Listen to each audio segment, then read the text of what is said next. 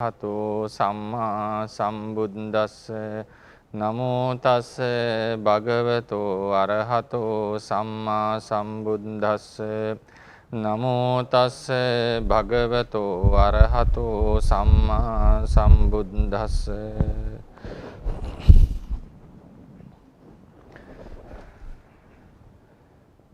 ගෞරවනීය ස්වාමීන් වහන්සේලා වරක් ප්‍රමුඛ මහා සංඝරත්නයන් අවසරයි. අපි මේ වෙනකොට මේ පාඩම් මාලාවේ පරමාර්ථ කියන වචනයත් පරමාර්ථ ධර්ම කියන ඒවත් අපි සම්පූර්ණයෙන් කතා කරා. ඊළඟට අද බලාපොරොත්තු වෙනවා අද හෑන්ඩ් අවුට් එකක් හම් වෙන්නට ඇති. ඒක හැටියට තේරවාදයට අනුව සංස්කෘත පරමාර්ථ, ඒ කියන්නේ සංකත පරමාර්ථ ධර්ම කියන එකයි මම කියලා තියෙන්නේ. පාලියෙන් කියන්නේ සංකත, මිශ්‍ර සිංහලෙන් කිව්වොත් ඒක සංස්කෘත. ඒ සංකත පරමාර්ථ ධර්ම කියන එක වලදි විස්තරයක්. සංකත පරමාර්ථ ධර්ම මොනවද කියන එක තමයි හඳුන්වන්නේ. මේක මම සාමාන්‍යයෙන් කරන්න බලාපොරොත්තු වුණේ ටිකක් පහුවෙලා.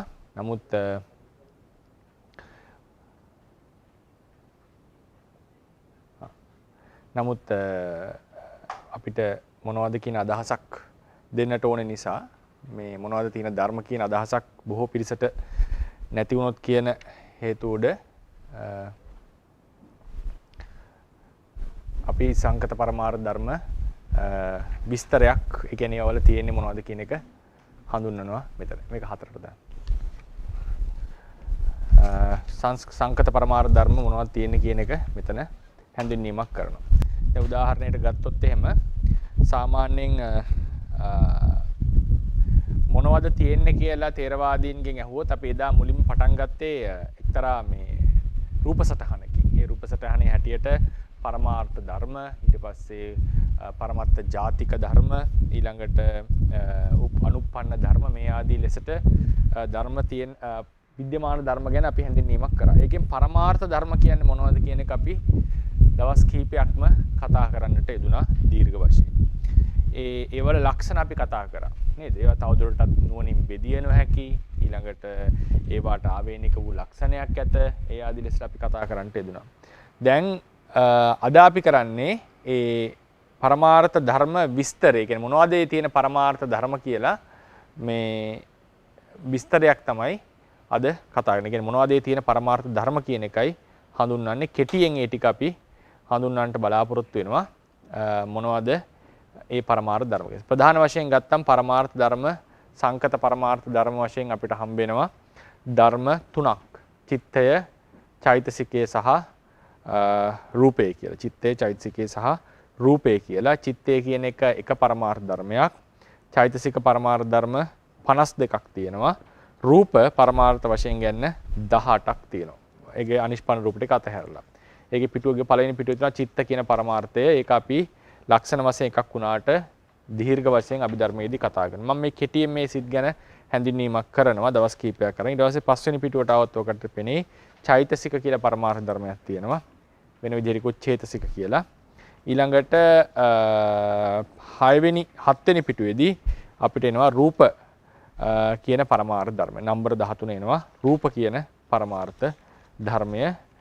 රූප 18 ප්‍රධාන වශයෙන් කොටස් දෙකක් කියලා හඳුන්වලා තියෙනවා. ඔය තමයි සංකත පරමාර්ථ ධර්ම. අපි කෙටියෙන් මේ මොනවද කියලා හඳුනගමු. පළවෙනි එක තමයි චිත්ත පරමාර්ථය. චිත්ත පරමාර්ථය කියලා කියනකොට මේකට තව වචනයක් තමයි විඥානය කියලා කියනවා. මම මේක මුලින්ම හැඳින්වුවා මුල් දවසක. චිත්තේ විඥානය කියලා කියන්නේ අරමුණු දැනගන්නවා නම් වූ ක්‍රියාව. අරමුණක් දැනගන්නවා කියලා කියන්නේ ලෝකයේ අනන්ත අරමුණු ප්‍රමාණයක් පවතිනවා. ඒ පවතින අරමුණු අතරින් එක අරමුණක්, ඒ කියන්නේ එක අරමුණකට විතරක් අවධානය දීම, අනිත් අරමුණු වලින් වෙන්කොට එක අරමුණක් ලබා ගැනීම කියන ක්‍රියාව තමයි සිත කියලා කියන්නේ. චිත්තය කියලා කියන්නේ පවතින අරමුණු රාශියක් අතරින් එක අරමුණක් අර ගැනීම. ඒ අරමුණ වෙන්කොට අර ගැනීම තමයි චිත්තේ කෘත්‍යය. ඒක ක්‍රියාවක්. දැන් උදාහරණයකට අපි ගමු අපි මේ වෙලාවේ මේ වැඩසටහනට අවධානය දීගෙන ඉන්නවා. ඉන්නකොට අපිට එකපාරට අපේ නිවස සිහි වුණොත්, කුටිය සිහි වුණොත් සිහි වෙලා ආපහු මේ වැඩසටහනට අවධානය දෙනවා. එතකොට මේ අතර කාලයේදී අපිට අවධානය හිටියා මේ වැඩසටහනට. ඊට පස්සේ නිවස සිහි වුණා. නැවත වැඩසටහන සිහි වෙනවා. එතකොට මේ නිවස සිහි වෙච්ච අවස්ථාවේ කොහොමද විස්තර කරන්නේ? නිවස මතක් වුණා, කල්පනා කරා, නිවස ගැන කල්පනා කරා, නිවස ගැන හිතුණා, නිවස සිහි වුණා ආදී ලෙසන අපි විස්තර කරන්නේ.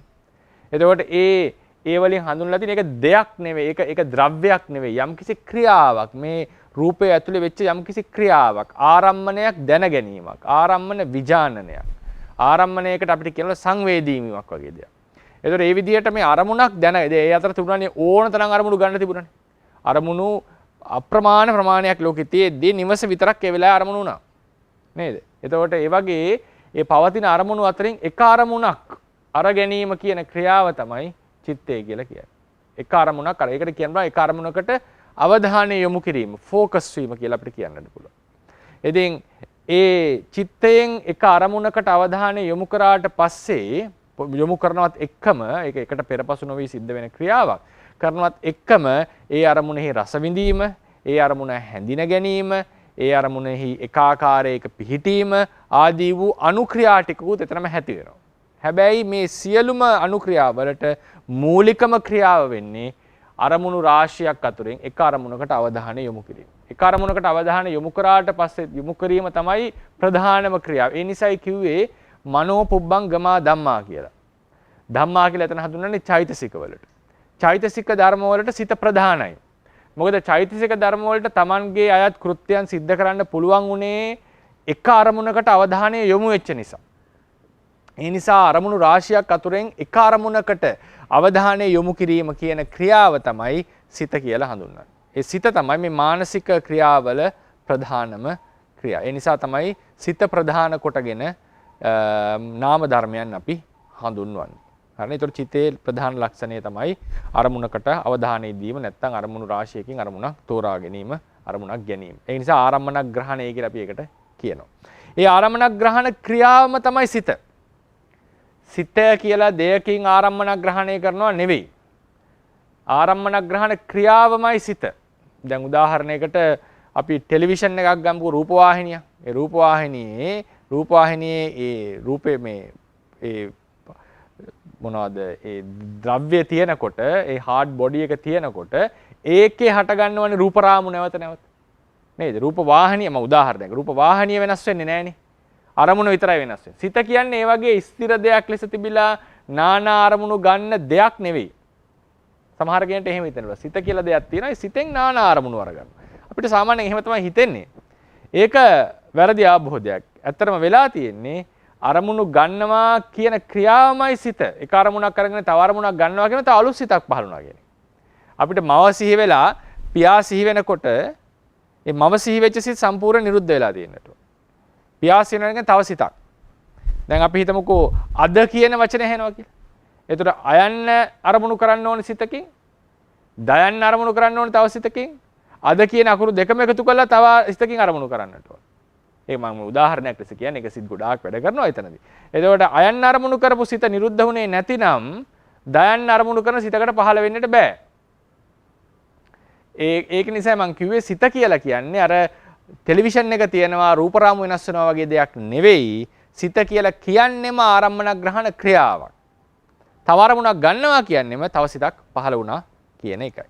ඒ නිසා සිත කියන එක අපි මේ විදිහට තේරුම් ගන්නට ඕනේ. මේක ගැන අපි දීර්ඝ විස්තරයක් සිතේ ලක්ෂණ ආදී කතා කරනවා චිත්තය කියන මාතෘකාවට, විඥානය කියන මාතෘකාව යටතේ. මේ කෙටි හැඳින්වීමක් කරලා මේ පරමාර්ථ ධර්ම ටික හිමින් හුරු කරවන්න තමයි හදන්නේ. ඒතකොට මේ චිත්තය එකක් වූ චිත්ත පරමාර්ථය හෑන්ඩ් අවුට් එකේ ඇති. එකක් වූ චිත්ත පරමාර්ථය භූමි වශයෙන් සතර වර්ගයකි. භූමි වශයෙන් හතර වැදෑරුම්. කාමාවචර සිත 54කට කඩනවා. රූපාවචර සිත 15කට දක්වනවා. අරූපාවචර සිත 12ක් ලෙස දක්වනවා. ලෝකෝත්තර සිත 8 වැදෑරුම් කොට දක්වනවා. මේ සමහරලාට මේ ලෝකෝත්තර 8 වැදෑරුම් වූ සිත 40 වැදෑරුම් කළ දීර්ඝ ලෙසක් දක්වනවා. ඒක ගැන මම වැඩි කතා කරන්න යන්නේ නැහැ මේ අවස්ථාවේදී. ඒක සිත කියන එකම පරමාර්ථ ධර්මයක් වුණාට ඒකේ තියෙන නානා ලක්ෂණ අනුව සිත බෙදලා අපි කතා කරනවා. අධ්‍යයන පහසුව සඳහා. එකක් වුණාම ඉතින් තේරුම් ගන්න හරි අමාරුයිනේ අපේ සිතේ තියෙන පොදු ලක්ෂණය හරි ආරම්මන ග්‍රහණ ලක්ෂණය. ඒකේ නානා ක්‍රම වලින් එක් ගැන අවධානය දෙනවා. කාමාවචර සිත් කියලා කියන්නේ මේ ඔක්කොම අපි දීර්ඝව චිත්ත පාඩමේදී කතා කරනවා විඥාන පාඩමේදී. නමුත් අර මේ පරමාර්ථ ධර්ම ටිකක් හුරු කරවන්න තමයි මේ කෙරීගෙන යන්නේ. ආයෙකද විශේෂයෙන් මතක් කරන්නට ඕනේ කාට හරි මේ අභිධර්මාර්ථ සංග්‍රහයේ ක්‍රමයට පිළිවෙලින් ඉගෙන ගන්නට අවශ්‍ය. පිළිවෙලින් ඉගෙන ගන්නවා කියලා මම අදහස් කරේ ටිකක් බර අඩුව මේක මූලිකවම මේ සිත් ටික පාඩම් කරවමින් ඉදිරියට යන්නට අවශ්‍ය නැහැ. කියන්නේ මේ පාඩම සමහරට බර වෙන්නට පුළුවන් සමහර කෙනෙක්ට. ඒ වගේ මේවට වැඩි අවධානයක් දීලා ලොකු කාලයක් අරගෙන ඒවා සාකච්ඡා කරන්න ඕන නම් අපේ කල්යාණ මිත්‍ර ස්වාමීන් වහන්සේ කෙනෙක්ගේ තව පන්තියක් තියෙනවා. ඒකත් මේ දවස්වල Zoom තාක්ෂණයෙන් සිද්ධ වෙන්නේ. අපේ මතුගම ධම්මනිසන්ති කියන ස්වාමීන් වහන්සේගේ අපේම කල්යාණ මිත්‍ර ස්වාමීන් වහන්සේ නමක් විශේෂයෙන් ගිහි පින්වතුන්ට උන්වහන්සේ Zoom තාක්ෂණයෙන් අලුතෙන් පන්ති 3ක් කරා අභිධර්මාර්ථ සංග්‍රහය ගැන. ඒකෙන් 4 වෙනි පන්තිය මේ ළඟදී පටන් ගත්තා. මේ අලුතෙන් පටන් ගන්න දවස් 2යි. ඒක හැම සතියන්තෙම එක දවසයි තියෙන්නේ. ඉරිදා දවසක. ඒකට සහභාගී වෙන්නට පුළුවන් Zoom තාක්ෂණය මේ දවස්වල කරනවා. මේ කාමාවචර රූපාවචර ඊට පස්සේ සෝමනස් මේ රෝග මූල සිත ආදිය පිළිබඳව විශේෂයෙන් සම්ප්‍රයෝගයේ සංග්‍රහණය ඒවා ගොඩක් වෙලා අරගෙන මම මේ වෙලාව ගන්නෙ නෑ. වේගෙන් කරන් යන්නේ මම. වෙලා අරගෙන ඒක අර නිකන් අපි කියන්නේ දිරවන්න පුළුවන් මට්ටමට කරලා දෙනවා. ඉතින් එහෙම සහභාගී වෙන්න අවශ්‍ය නම් මම උන්වහන්සේගේ නම ලියන්නම්. පූජ්‍ය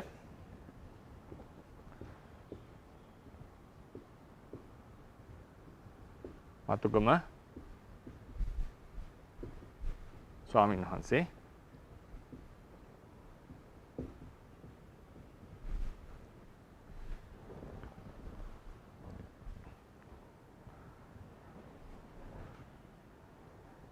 නම්බර එක තමයි 071යි 84යි 85යි 87යි 4 මේ අංකයට සම්බන්ධ වෙලා පුළුවන් ඒ පන්තියට සහභාගී වෙන්න උන්වහන්සේට තොරතුරු ලබා දීලා Zoom තාක්ෂණයෙන් දැන් කරේ.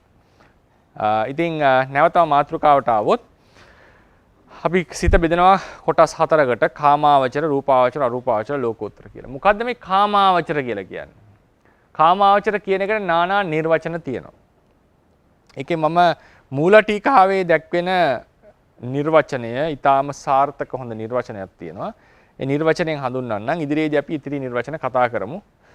කාමාවචර කියන එකේ තේරුම කාම තෘෂ්ණාවට අරමුණු වෙනවා කියන එක තමයි කාමාවචරයි කියලා කියන්නේ.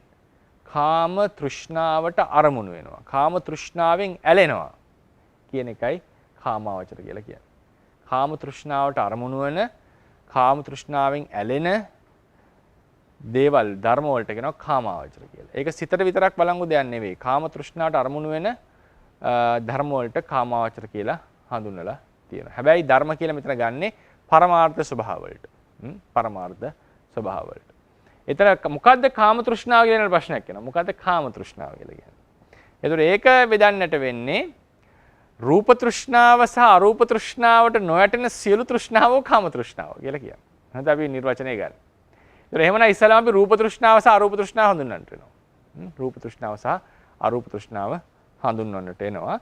ඒක අපි ඉස්සලාම ඉන්න ඕනේ රූප තෘෂ්ණා. ඊට රූපාවචර කියලා කියන්නේ මොකද්ද? ඒක අපි පිළිවෙලින් යමු.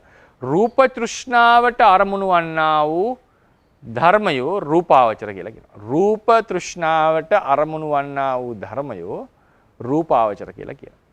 රූප තෘෂ්ණාවට රූප කියලා මෙතන ගත්තේ අපි කතා කරන රූප කියන එක නෙවෙයි. මෙතන රූප කියලා අරන් තියෙන්නේ විශේෂයෙන්ම රූපාවචර ධානය සම්බන්ධ කරලායි මේ අරන් තියෙන්නේ. රූපාවචර ධානය.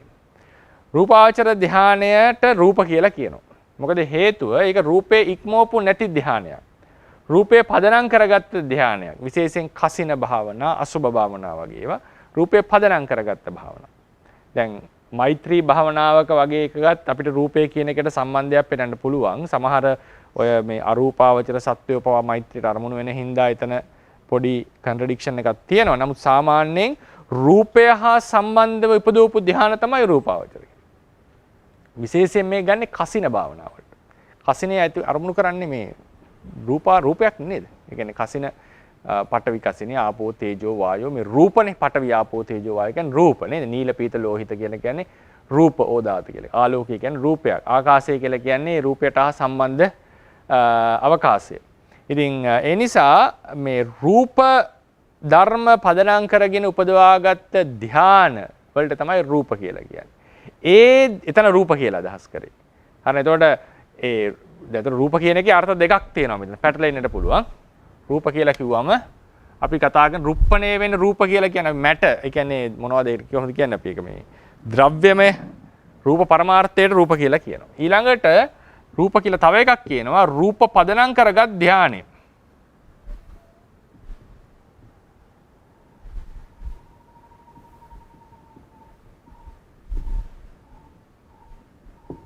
රූපේ පදනම් කරගත් ධානය. එතකොට එවන් වූ ධාන වලට ඇති ඇල්ම රූපේ පදනම් කරගත් ධානයට ඇති ඇල්ම තමයි රූප තෘෂ්ණාව කියලා කියන්නේ. රූප තෘෂ්ණාව කියන්නේ රූපේ පදනම් කරගත් ධානයට රූපයට ඇල්ම නෙවෙයි මේ කියන්නේ. රූප ධානයට හරිනේ පදනම් ඇති වූ ඇල්ම. ඒතර මේක රූපේ පදනම් කරගත් ධානයක රූප ධානය කියලා. රූප ධානය කියලා කියන්නේ. ඒ ඒතර රූප ධානයට ඇති ඇල්මට කියනවා රූප තෘෂ්ණාව කියලා. ඒක අර නිකන් සර්කියුලර් ඩෙෆිනිෂන් එකක්. ආපහු එතනටමයි කරකෙලා එන්නේ. ඊට පස්සේ අන්තිමට ඒ රූප තෘෂ්ණාවට අරමුණු වෙන ධර්මයෝ රූපාවචර ධර්මයෝ. රූප තෘෂ්ණාවට අරමුණු වෙන ධර්මයෝ රූපාවචර ධර්මයෝ. ඒතර ඒකේ හැටියට අන්තිමට එන්නේ රූපාවචර ධර්ම වෙන්නේ මේ රූපාවචර ධානසිත එහි විපාකසිත ක්‍රියාසිත. ඒ කියන්නේ ඒක ටිකක් ඕකට කියනවා අපි ඉංග්‍රීසියෙන් සර්කියුලර් ආගියුමන්ට්ස් කියලා. ඒ මේ සර්කියුලර් ඩෙෆිනිෂන්ස්. ඒ කියන්නේ එකම තැනම කරගිලා තියෙන. අපි රූපාවචර රූපේ පදනම් කරගත් ධ්‍යානට රූපාවචර ධ්‍යානය කිව්වා. ඒ රූපාවචර ධ්‍යානට තිය ඇල්මට රූප තෘෂ්ණාව කියලා කිව්වා. ඒ රූප තෘෂ්ණාවට අනුමුණ වෙන ධර්මය ආපහු රූපාවචර කිව්වා. ඒ කියන්නේ රූප ධ්‍යානයම තමයි අන්තිමට. හරිනේ? එතකොට ඒක තමයි එක නිර්වචනය. රූප තෘෂ්ණාවට අරමුණු වන ධර්මයෝ රූපාවචර ධර්මයෝ.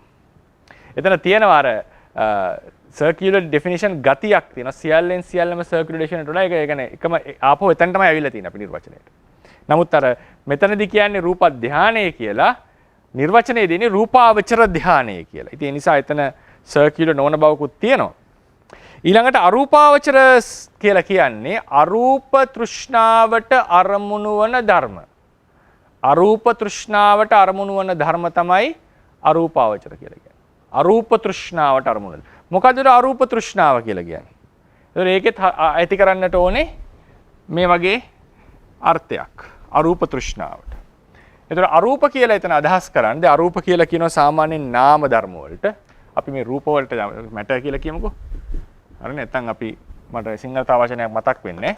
ඊළඟට අරූප කියලා ගත්තම අරූප කියලා කියනවා නාම ධර්ම වලට තව නම. නේ? අරූප ධර්ම කියලා කියන්නේ. රූප ධර්ම අරූප ධර්ම කියලා කියන්නේ. තව අරූප කියලා කියනවා රූපය ඉක්මවා ඇති කරගත් ධානය. නැත්නම් රූපේ ඉක්මවන ධානය. ඒකට අරූප ධානය කියලා කියනවා. රූපේ ඉක්මවපු ධානය. ඒ කියන්නේ අරූප ධානයේදී අරූප ධානයට යනකොට රූපේ පිළිබඳ තෘෂ්ණාව යටපත් කරන්නට ඕනේ. රූපේ පිළිබඳ තෘෂ්ණාව, රූප නිමිත්ත පිළිබඳ තෘෂ්ණාව, රූප නිමිත්ත රූප නිමිත්ත අරමුණු කරගත් රූපාවචර ධානයේ පිළිබඳ තෘෂ්ණාව කියලා අරූපාවචරයට යනකොට තෘෂ්ණා වර්ග තුනක් ඉක්මවන්නට ඕනේ. තෘෂ්ණා වර්ග තුනක් ඉක්මවන්නට ඕනේ. අරූපාවචර ධානයක් උපදවන්න යනකොට. රූපේ පිළිබඳ ආසාව, රූපේ නිමිත්ත පිළිබඳ ආසාව, ඒ කියන්නේ පටිභාග නිමිත්ත සහ ඒ පටිභාග නිමිත්ත අරමුණු කරගත් රූපාවචර ධානයේ පිළිබඳ තෘෂ්ණාව. මේ තුනම රූපේ සම්බන්ධයෙන් සියලු තෘෂ්ණා ඉක්මවන්නට ඕන අරූප ධානයට පමණයි. ඒ නිසා තමයි රූපේ ඉක්මව ඇති කරගත රූපේ ඉක්මව ඇති කරගත් ධානය කියලා මෙතන රූපේ කියලා හඳුන්වන්නේ ඇත්තටම රූපේ පිළිබඳ තියෙන තෘෂ්ණාව. රූප ධානයේ පිළිබඳ තියෙන තෘෂ්ණාව. ඒක ඉක්මවල තමයි අරූප ධානය ඇති කරන්නේ. එතකොට අරූප තෘෂ්ණාව කියලා කියන්නේ අරූප ධානයට ඇති ආසාව. එතකොට මෙතන තිබා රූප තෘෂ්ණාව කියලා එක. රූප තෘෂ්ණාව රූප තණ්හා කියලා කියමුකෝ අපි. රූප තණ්හා. ඒක රූප තණ්හා කියලා මෙතන ගත්තේ රූපයට මේ කියන මේක නෙවෙයි මෙතනට මේ ඩෙෆිනිෂන් එක අදාළ වෙන්නේ නැහැ. රූප තණ්හාව කියලා කියන්නේ අපේ රූපයට තියෙන තණ්හාව නෙවෙයි. හරිනේ? මම මේ අතිරේකව දුන්නේ රූපය කියනකොට මෙහෙම පදයකුත් තියෙනවා. හරිනේ? එතකොට රූප තෘෂ්ණාව කියලා කියන්නේ රූපාවචර ධානයට ඇති ආසාව. රූප ධානයට.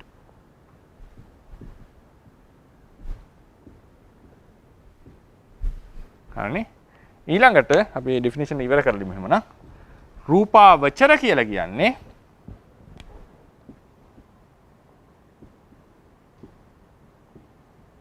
රූප තෘෂ්ණාවට අරමුණු වන ධර්ම.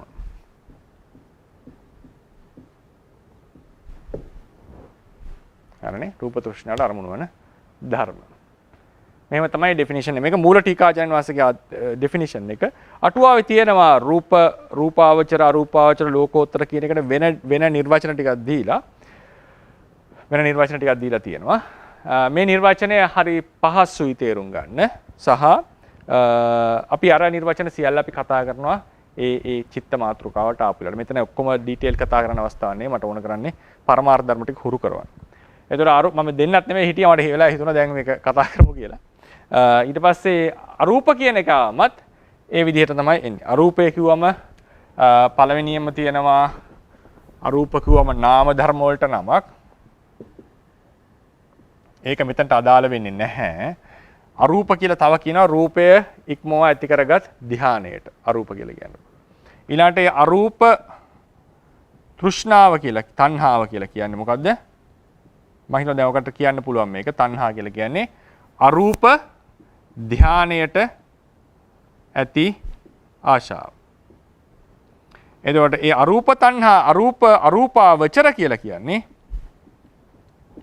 අරූප තණ්හාවෙන් අරමුණු කරන ධර්ම. අරූප තණ්හාවට අරමුණු වන ධර්ම. ඒ කියන්නේ නොකිය කියන්නේ අරූප තණ්හාවෙන් ඇලෙන ධර්ම කියලා. අරූප තණ්හාවෙන් ඇලෙන ධර්ම. මොකක්ද ඒ අවසානයේදී? ආපහු අරූප ධානයමයි. අරූප ධානයමයි. මේකම තමයි අන්තිමටම එන්නේ. අරූපයි අරූපාවචරය අවසානයේදී එකක් වෙලා තියෙනවා. අරූපයි අරූපාවචරය එකක් වෙලා තියෙනවා මේ නිර්වචනයේදී. මේ නිර්වචනය ඊළඟ පෙදේ තමයි යම් කිසි දැන් රූප තෘෂ්ණාව තියෙනවා අරූප තෘෂ්ණාව තියෙනවා.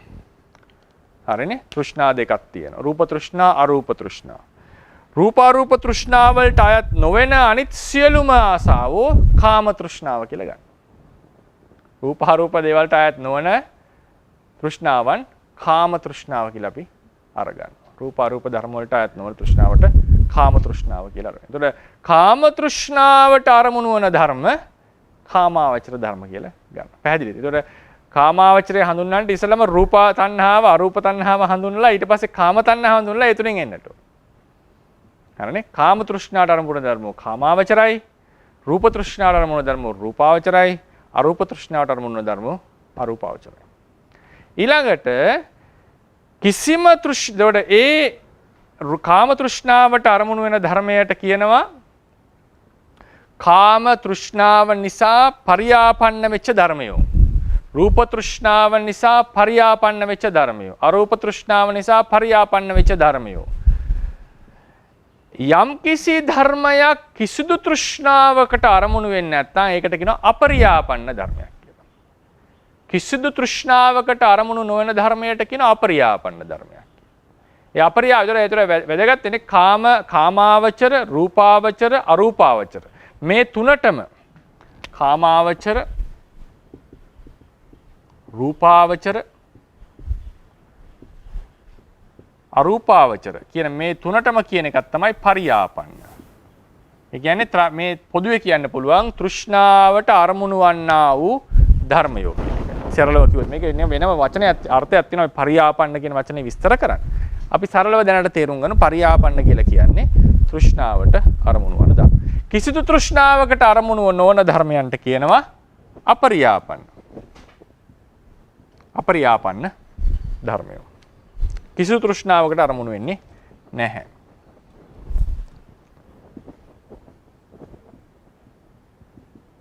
අපරියාපන්න ධර්මය. ඒ අපරියාපන්න ධර්මයට කියන තව නමක් තමයි ලෝකෝත්තර කියලා කියන්නේ. ලෝකෝත්තර කියලා කියන්නේ. දැන් ධම්මසංගණියේ මාතිකාවල දුක මාතිකාවල මට මතක ඇටියට මහන්තර දුකේ හරි පිට්ටි දුකේ මහන්තර දුකයි පිට්ටි දුකයි මට මතක හැටියට. මේ තියෙනවානේ කාමාවචරා ධම්මා නොකාමාවචරා ධම්මා නේද අහලා ඇති. රූපාවචරා ධම්මා නොරූපාවචර. රූපාවචර ධර්ම සහ රූපාවචර නොවන ධර්ම. කාමාවචර ධර්ම සහ කාමාවචර නොවන ධර්ම. අරූපාවචරා ධම්මා නොඅරූපාවචරා ධම්මා. ඊට පස්සේ තියෙන ලෝකෝත්තරා ධම්මා නොලෝකුත්තරා නෙවෙයි පරියාපන්නා ධම්මා අපරියාපන්නා ධම්මා. ධම්මසංගණියන පිළිවෙල ඒකයි. කාමාවචර ධර්ම නොකාමාවචර ධර්ම කියලා කියන්නේ නෝ කියලා කියන්නේ ඉංග්‍රීසියෙන් නෝ කියන එක නෙවෙයි. ඒකම තමයි අර්ථය. මේ කාමාවචර නොන කියන අර්ථය. දැන් නෝ කියන වචනේ නයන්න කියන එක බොහෝ භාෂාවල නෙගටිව් අර්ථය තියෙන. බොහෝ භාෂාවල. බොහෝ භාෂාවල ඒ ලක්ෂණය පවතින. ඉතින් නොකාමාවචර කියලා කියන්නේ කාමාවචර නොවන කියන එක. ඒක එක දුකයක්. රූපාවචර ධම්ම නොරූපාවචරා ධම්ම. තව දුකයක්. රූපාවචර ධර්ම සහ රූපාවචර නොවන ධර්ම. රූපාවචර නොවන කියනකොට ඒකට කාමාවචර රූපාවචර ඔක්කොම ඇතුළත් වෙනවා. එතන අරූපාවචරා ධම්මා නොඅරූපාවචරා ධම්ම. අරූපාවචර ධම්ම සහ අරූපාවචර නොවන ධර්මය. ඊට පස්සේ එන්නේ පරියාපන්නා ධම්මා අපරියාපන්නා ධම්ම. මොකද හේතුව කාමාවචර රූපාවචර අරූපාවචර කියන සියලු ධර්මියෝ කාම තෘෂ්ණාවට රූප තෘෂ්ණාවට අරූප තෘෂ්ණාවට පිළිවෙලින් අරමුණු වෙනවා. ඒවට පොදුවේ කියනවා පරියාපන්නයි කියලා. යම් කිසි ධර්මයක් කිසිදු තෘෂ්ණාවකට අරමුණු නොවේ නම් ඒ ධර්මය අපරියාපන්න ධර්මයක්. තෘෂ්ණාවට අරමුණු වෙනවා කියන්නේ තෘෂ්ණාවෙන් ඇලෙනවා කියන එක නෙවෙයි. ඇලෙනවා කියන එක. ඉතින් එතකොට ඒකට තව වචන තමයි ලෝකෝත්තර කියලා කියනවා. ලෝකෝත්තර කියනකොට මෙතන තියෙනවා ලෝකයේ ඉක්මවන ලෝකයේ ඉක්ම වූ කියන අර්ථවලින්. ලෝකයේ ඉක්මවන ලෝකයේ ඉක්ම වූ. ඒතර ලෝකය කියලා අදහස් කරන්නේ මේ සංකත ලෝකය, කැඩෙන බිඳෙන විනාශ වෙන ලෝකය. ඒකට අපි කියනවා ලෞකික සංකත ලෝකය. ඒ ලෞකික සංකත ලෝකය ඉක්මවන ධර්මයෝ. ඒ කියන්නේ විශේෂයෙන්ම ජාති ජරා මරණ ආදී දුක් ආදී ඉක්මවන ධර්ම වලට කියන ඉක්මවන සහ ඉක්ම වූ ධර්ම වලට කියනවා ලෝකෝත්තර ධර්ම. ඒ වගේ සිත් 8ක් තියෙනවා. ඒ වගේ සිත් 8ක් තියෙනවා. ඒතර විශේෂයෙන් දින්නේ කාමාවචර සිත්, රූපාවචර සිත්, අරූපාවචර සිත්, ලෝකෝත්තර සිත් කියලා කොටස් 3කට කැඩෙනවා මේ චිත්ත පරමාර්ථය. හෑන්ඩ් අවුට් එකේ ඇති කාමාවචර සිත් 54යි. රූපාවචර සිත් 15යි. අරූපාවචර සිත් 12යි. ලෝකෝත්තර සිත් 8යි. ඔක්කොම 89ක් ඇති. එකම සිත. ඒ කියන්නේ ආරම්මන විඥාන ලක්ෂණෙන් එකයි. ඒ සිත කාම තෘෂ්ණා බෙහෙ තෘෂ්ණා අරමුණ බෙහෙද යනවා මෙසේ දක්වුවා. හැබැයි මේකේ වඩා සාර්ථක කාමාවචර රූපාවචර අරූපාවචර අපරියාපන්න කියලා කිව්වනම් මේක ඉතා පහසුයි තේරුම් ගන්නට. මොකද ලෝකියා ධම්මා ලෝකුත්තරා ධම්මා කියලා දුක මාතිකාවක් තියෙනවා. ඒක තියෙන්නේ වෙන තැනක. ඒක තියෙන්නේ චුල්ලන්තර කියන දුකේ. අර පිළිවෙලට එන්නේ කාමාවචර රූපාවචර අරූපාවචර පරියාපන්න කියන එක තමයි පිළිවෙලට එන්නේ. පරියාපන්න කියන පිළිවෙලට. ඒ නිසා පෞද්ගලිකව විස්තර කරනකොට චිත්ත කාණ්ඩ විස්තර කරනකොට මම විස්තර කරන්නේ කාමාවචර රූපාවචර අරූපාවචර පරියාපන්න අපරියාපන්න කියන විස්තර කරන්නේ. මොකද ඒක ලේසි විස්තර කරන්නට. නමුත් අපි සාමාන්‍ය ඉගෙන ගන්න ලෝකෝත්තර නිසා මම මේ ලෝකෝත්තර කියන වචනේ මෙතන යොදලා තියෙනවා. පොත්පත්වල තියෙන නිසා. කාමාවචර සිත් 54 ප්‍රධාන වශයෙන් නැවත කොටස් 3කට බෙදෙනවා. අකුසල සිත් 12යි, අහේතුක සිත් 18යි, කාමසෝබන සිත් 24යි. ඒතර ඔක්කොම 54ක් වෙනවා ගණන් කරොත්. 12යි 18යි 30යි 30යි 24යි 54යි. ඉතින් මේ දැන් ඒතර කාමාවචර කියන අපි ගත්තොත් එහෙම මම හිතනවා මේක මකන්නම්. ලෝකෝ සිත් ඔක්කොම බෙදෙනවානේ කොටස් 4කට.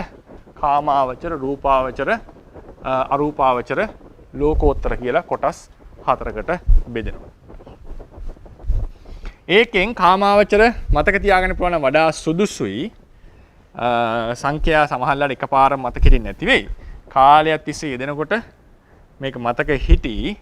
ඉතින් ඒ නිසා තමයි මම කිව්වේ එහෙම එකපාර මතක තියාගන්න එහෙම අවශ්‍ය නම් ඒවට යෙදෙන්න අභ්‍යාස ලෙස අපේ අර මතුගම ධම්මනිසංස වංශගේ පන්තිය වගේ පන්තිවල අපි ඒක නිතර යෙදෙනවා. අපි හිමින් යන්නේ මේ වගේ වේගෙන් යන්නේ නැහැ. එතකොට අපිට ඒක හොඳට හිතට දරා ගන්න අවස්ථාව ලැබෙනවා. ඒතර චිත්තය කියන එක චිත්ත පරමාර්ථය කොටස් 4කට බෙදෙනවා. නේද? කාමාවචර, රූපාවචර, අරූපාවචර, ලෝකෝත්තර. ලෝකෝත්තර 8යි, අරූපාවචර 12යි, රූපාවචර 15යි, කාමාවචර 54යි. මේ 54 නැවත කොටස් 3කට බෙදනවා. අකුසල, අහේතුක, කාම, සෝබන.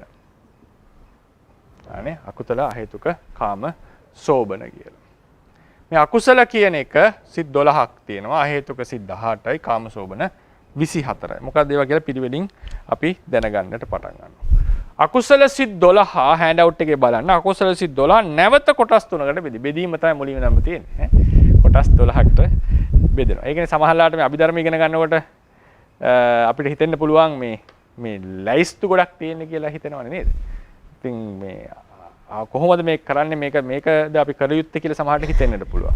මේක මෙහෙම තේරුම් ගන්න. දැන් අපි රසායන විද්‍යාව කවුරු හරි ශිෂ්‍යයෙක් ඉගෙන ගන්නවා නම් අපි අනිවාර්යයෙන්ම කියන එකක් තමයි ආවර්තිත වගුව පාඩම් කරලා තියෙන්න ඕනේ. නේ අඩුම තරමේ මුල 20වත් පාඩම් කරලා තියෙන්න ඕනේ.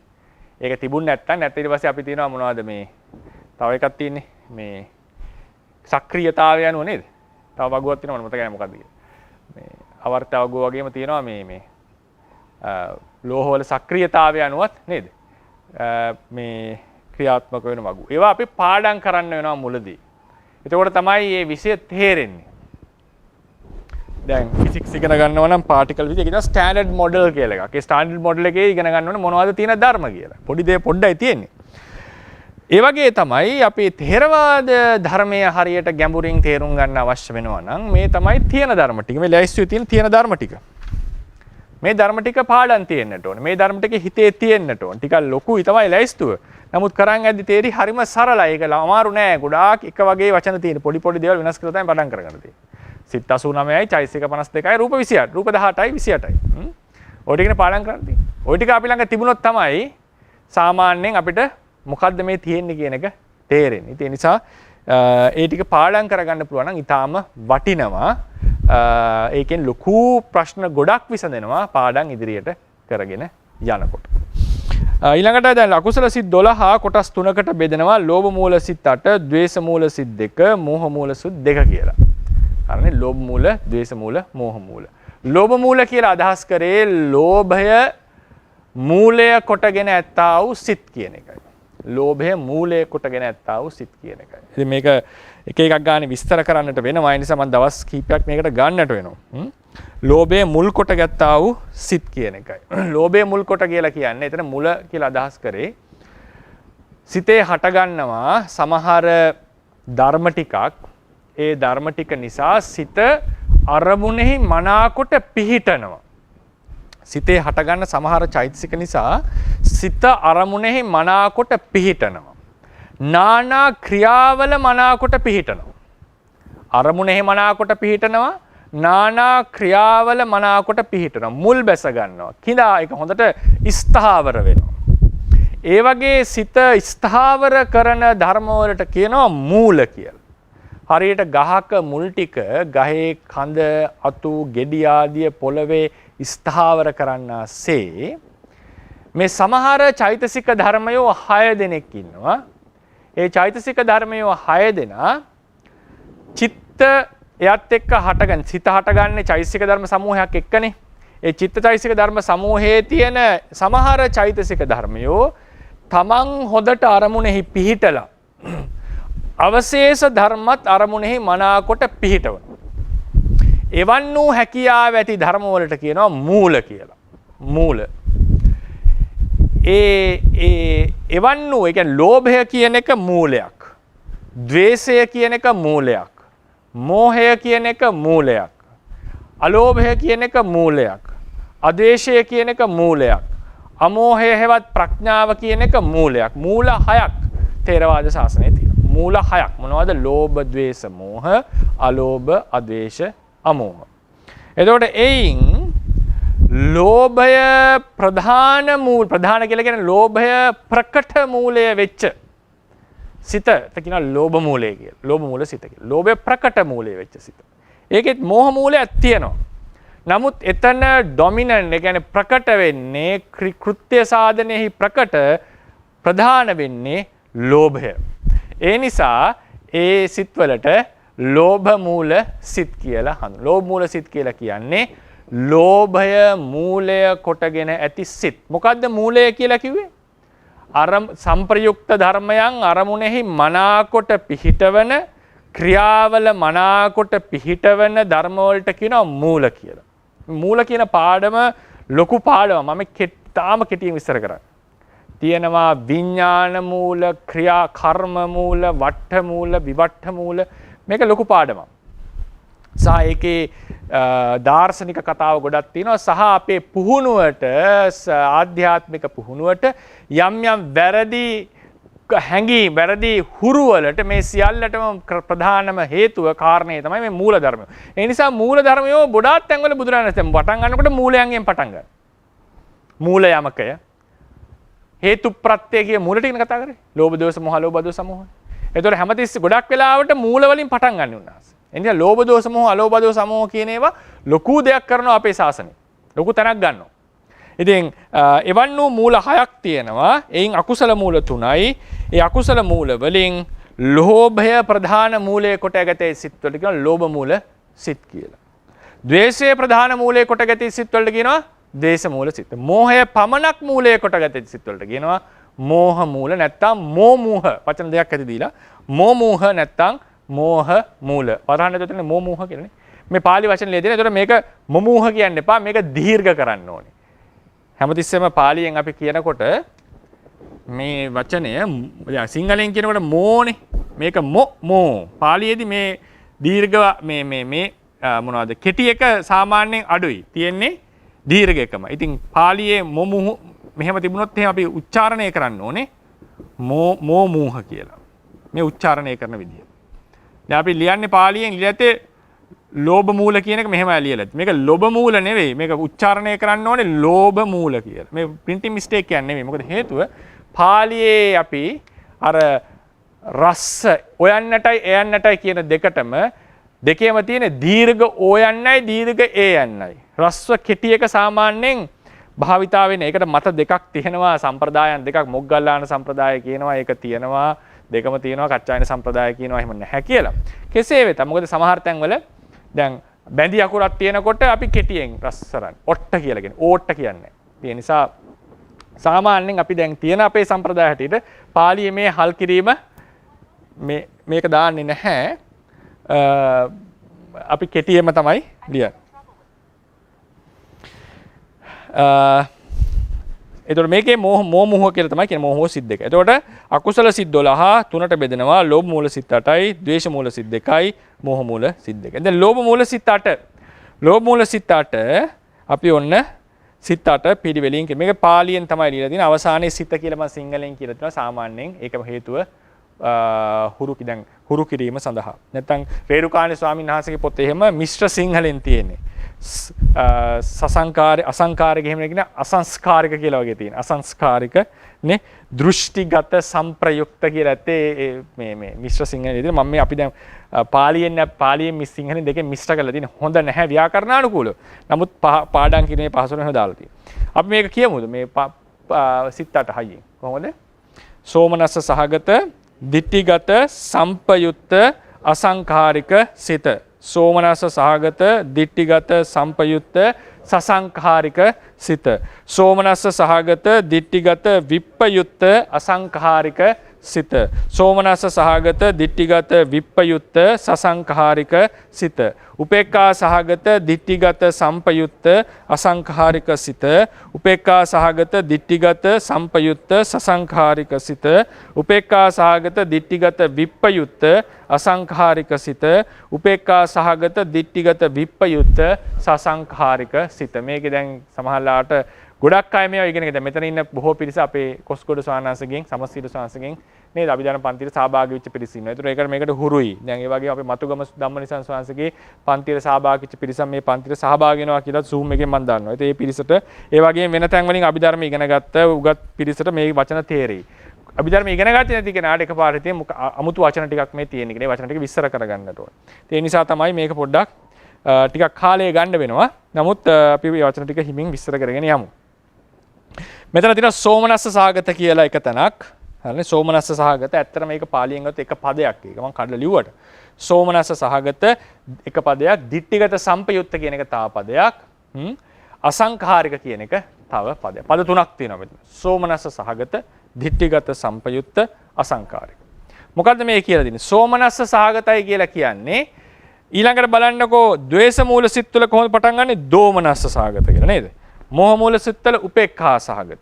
එතන මෙතන තියෙනවා සෝමනස්සය, දෝමනස්සය, උපේක්ඛාව කියලා පද ටික. සෝමනස්ස, දෝමනස්ස, උපේක්ඛා.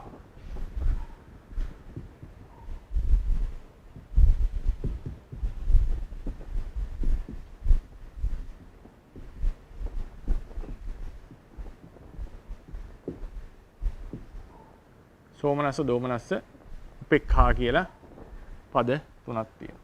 මේවා ඔක්කොම නියෝජනය කරන්නේ වේදනාව කියලා චෛතසිකයක්. මේ සියල්ල නියෝජනය කරන්නේ වේදනාව කියලා චෛතසිකයක්. වේදනාව කියන්නේ මොකක්ද? ඒක ඉතාල වැදගත්. වේදනාව කියන්නේ මොකක්ද? වේදනාව කියලා කියන්නේ අපි ගත්තා සිතකින් කරන්නේ අරමුණක් ගැනීමනේ. බොහෝ අරමුණු අතුරින් එක අරමුණකට අවධානය දීම තමයි සිත කියන එකේ කෘත්‍යය. සිත කියන එකේ කෘත්‍යය බොහෝ අරමුණු අතරින් එක අරමුණකට අවධානය ලබා දීම කියන එක. එතකොට මේ අරමුණ අවධානය දුන්නම දෙන අවස්ථාවේදී සිතෙන් අරමුණකට අවධානය දෙනකොට ඒ සිතත් සමග බැඳී උපදිනවා තව ධර්මයක් අරමුණෙහි රස විඳින. අරමුණෙහි රස විඳින. මොකද්ද මේ ආරම්මන රසය? අරමුණෙහි රස කියලා කියන්නේ.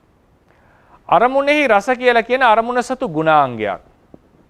අරමුණෙහි රස කියලා කියන අරමුණ සතු ගුණාංග. ඒක වෙනම පරමාර්ථ ධර්මයක් නෙවෙයි. අරමුණෙහි සතු ගුණාංගය. ඒක වෙනම පරමාර්ථ ධර්මයක් නෙවෙයි. හැබැයි අරමුණ සතු දෙයක්. ඒ අරමුණේ තියෙන රසය, ඒ ගුණාංගය නිසා තමයි සාමාන්‍යයෙන් අරමුණු ඉෂ්ට අනිෂ්ට මධ්‍යස්ත කියලා බෙදන්නේ. ඉෂ්ට අනිෂ්ට මධ්‍යස්ත කියලා බෙදන්නේ අරමුණෙහි තියෙන ඒ රසය පදනම් කරගෙන. යම් අරමුණක තියෙනවා දැන් ඒ අරමුණ රසය. ඒතකොට ආරම්මණය කියලා එක දැන් අපි ගත්තොත් ඒක අපි සරල කරන්න පුළුවන් මේ වගේ ලිව්වොත්